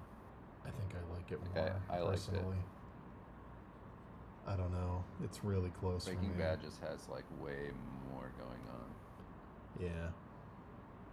The character writing between Jimmy and his brother is, like, for me, better than... I guess as a show overall, Breaking Bad's better, but the writing in Better Call Saul is so good. Yeah, I think it's like that the writing is very good. Like you can tell how like honed they are, Yeah. but just the subject matter isn't as compelling. Yeah, I guess, As yeah, Breaking that's Bad. true. That's true. The closest it gets to Breaking Bad is when they do all the stuff with Lalo, south of the border. I like that stuff. That like, stuff a lot. was so good. I think they definitely like got pretty close, but All the Mike's background stuff with his dead kid and all that stuff's incredible. It's one of, like, the few prequels that makes the thing better when you watch it. Like, you're like, oh, like, I understand Mike now. Like, you kind of got a hint of Yeah. it in Breaking Bad, but, like, they actually did the thing where if you watch it before Breaking Bad, things make more sense. It is a bummer that like the characters are so different. Yeah. Like watching them, like watching that and then rewatching Breaking Bad again, and like seeing like people be like bloated or older. I know. Really, It's like it doesn't. everybody almost everybody does okay except for like Tuco. Tuco looks so much worse in Better Call Saul. And that like Mexican dude that's like one of the Yeah. Gus's guys. Yeah, those are jarring. Those are like actually jarring. Tuco, I barely even It's really recognized. Yeah, it's really good. Tuco. I barely recognized Tuco when he showed up. I was like, oh, it has been 10 years. Oh no. Mm-hmm. I mean, but they're such good writers. It's crazy. Yeah, they really are. I really like what's her face in that show? Who? What's her name? Kim? Kim. Yeah, Kim's really good. I could remember if that was her name or not. But yeah, Kim in that show is really good. I can't Like, believe how well As they far as capture. them, like, you know when people say that thing of like, you watch like one of those movies where they're trying way too hard to make the girl a badass. Yeah. Like in Marvel movies where they do that thing of like, and now for some reason we'll be the only people who take on Thanos, Yeah. and you and you're Only like, us. why? Step aside, don't need any help. boys. Girls Yeah, and you're can like, do it why- too. Yeah, like why not though? Yeah. I'd want help. I was fighting, you know, the We're strongest all- guy in the universe, but And whatever. we're all literally here. Like it's not like you have. Let's make it an ego point. We're all standing 10 feet away from you, so it's a little strange that you're not asking for help. Yeah, it's really lame. But so what I was saying is that like when I was watching Better Call Saul, I went, oh, if any one of those dorks ever were to say like, how do you write a strong female character? That's the one I'd point to. Kim's incredible. Kim's I was like, great. that's like the best writing for like a strong, you know, like when people are like, how do you keep a character like believable but strong, not like Black Widow fighting like 1,000 ridiculously strong guys. You're Yes. like, no. But like believably strong as a person, as somebody with character. She's great. I like love that writing. I was like, it's such good writing. Holy Yeah. crap. It was very good and very believable. Yeah. I thought it was awesome.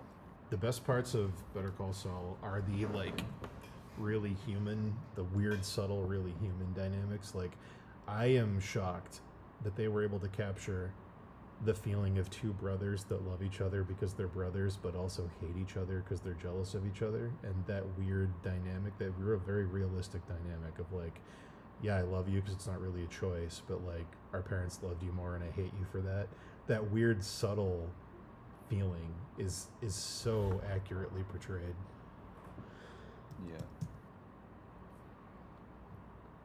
And they make him so, they do that crazy thing. They do it with like in Breaking Bad, we always talk about the Hank thing, where like you start the show hating Hank, and then at the end he's your favorite character.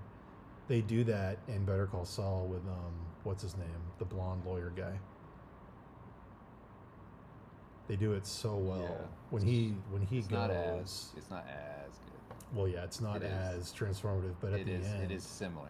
I never thought I'd feel anything for that guy. And then at the end, you're like, oh man, like no, please, no. Yeah, that part's good.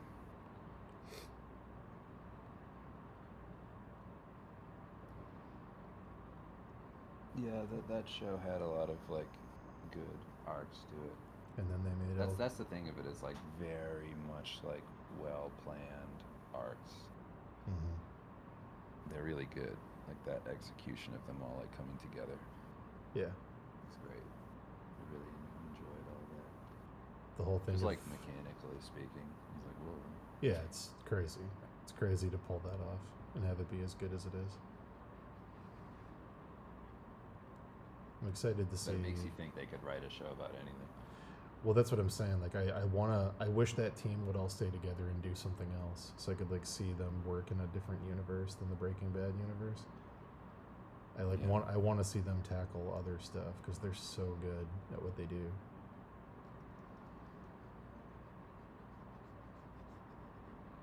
But anyway, I don't know. I need you to get further in Expedition 3. I'm going to tonight. I'm gonna do it. I'm gonna get my weapons up to level 9, 10, maybe even 11.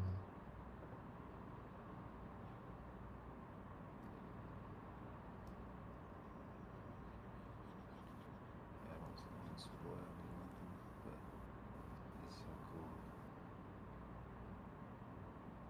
I saw a guy with a leaf blower yesterday with headphones on, older guy, probably 50, spinning around in circles laughing with his leaf blower for like a couple minutes, like way too long.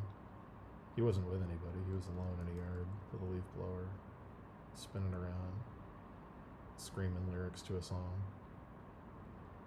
Then he saw you and it was like the dog speaking English situation. No, he saw me and he did Did it he start even running? No, he saw me and he did it even harder. He waved at me and kept spinning.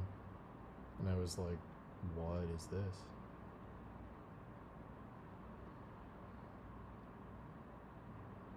Did you chase him?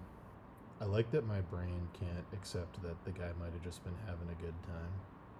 I can't let that be the truth. It has to be something horrible. Because if it's not that, if he's just having a good time, that means that I could theoretically have that good of a time, and I never will. So I can't let him have it in my brain. I have to turn it into something else. I don't. Well, anyway, I gotta go. I was supposed to go forever ago, but I just love talking to you too much. You just have such a good time when you're around. Yeah, chemistry. It's just so darn fun, Yeah, And good chemistry. ever since you had the kids, there's not a lot of time for us to bro down like we used to, We gotta take it where I can get it. Yeah, Yeah, it's true. it is true. It's true.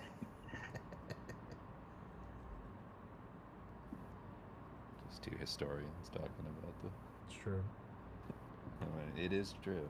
It is true. The fall of Alexandria. Did that really happen? It did. The final It did. verdict. There was a lighthouse is true. there, we think. And maybe the Sphinx is older than anyone thought. It was great catching up with you. Always a pleasure. Which one of us is a liar? Oh my God! If you got two real historians that people knew Yeah. and sat them down and did one of us is telling the truth and one of us always lies, and then they both started saying historical facts, Yeah, that'd you be say it as, such a good podcast.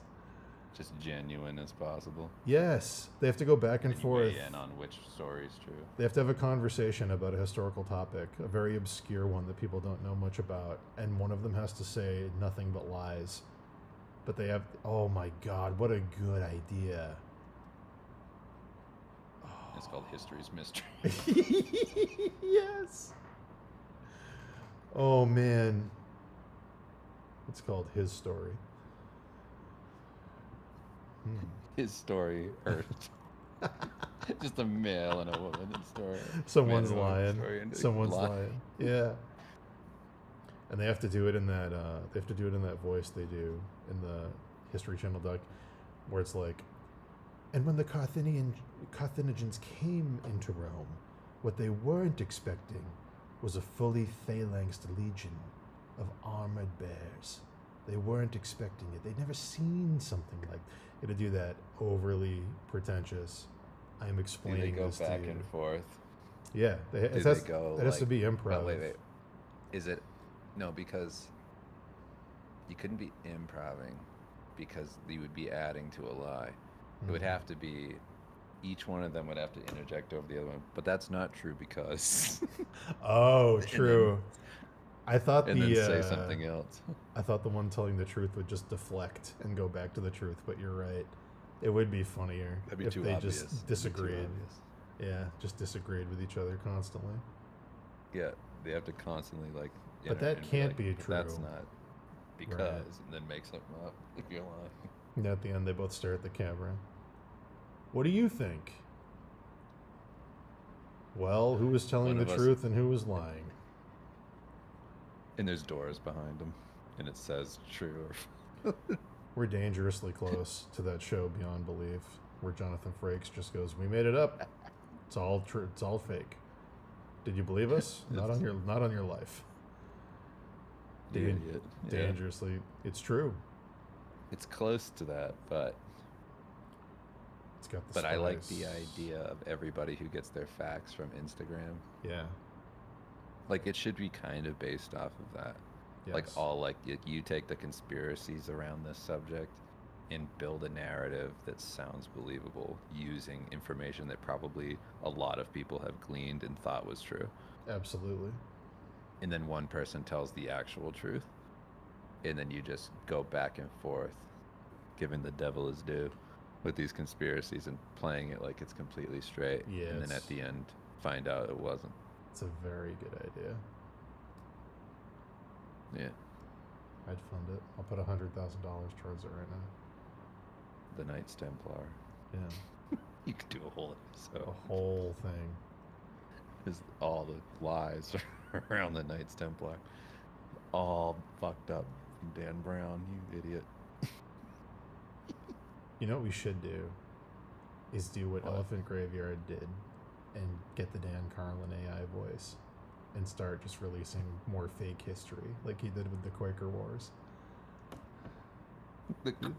The Oatmeal Wars. Yeah. We should just like do that. that. If anyone hasn't heard that, it's one of the greatest things ever. Go listen to that episode of Elephant Graveyard Radio Hour with Dan Carlin.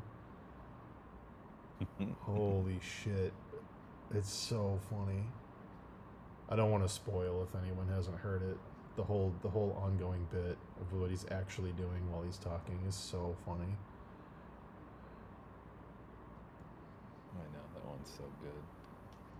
Combos.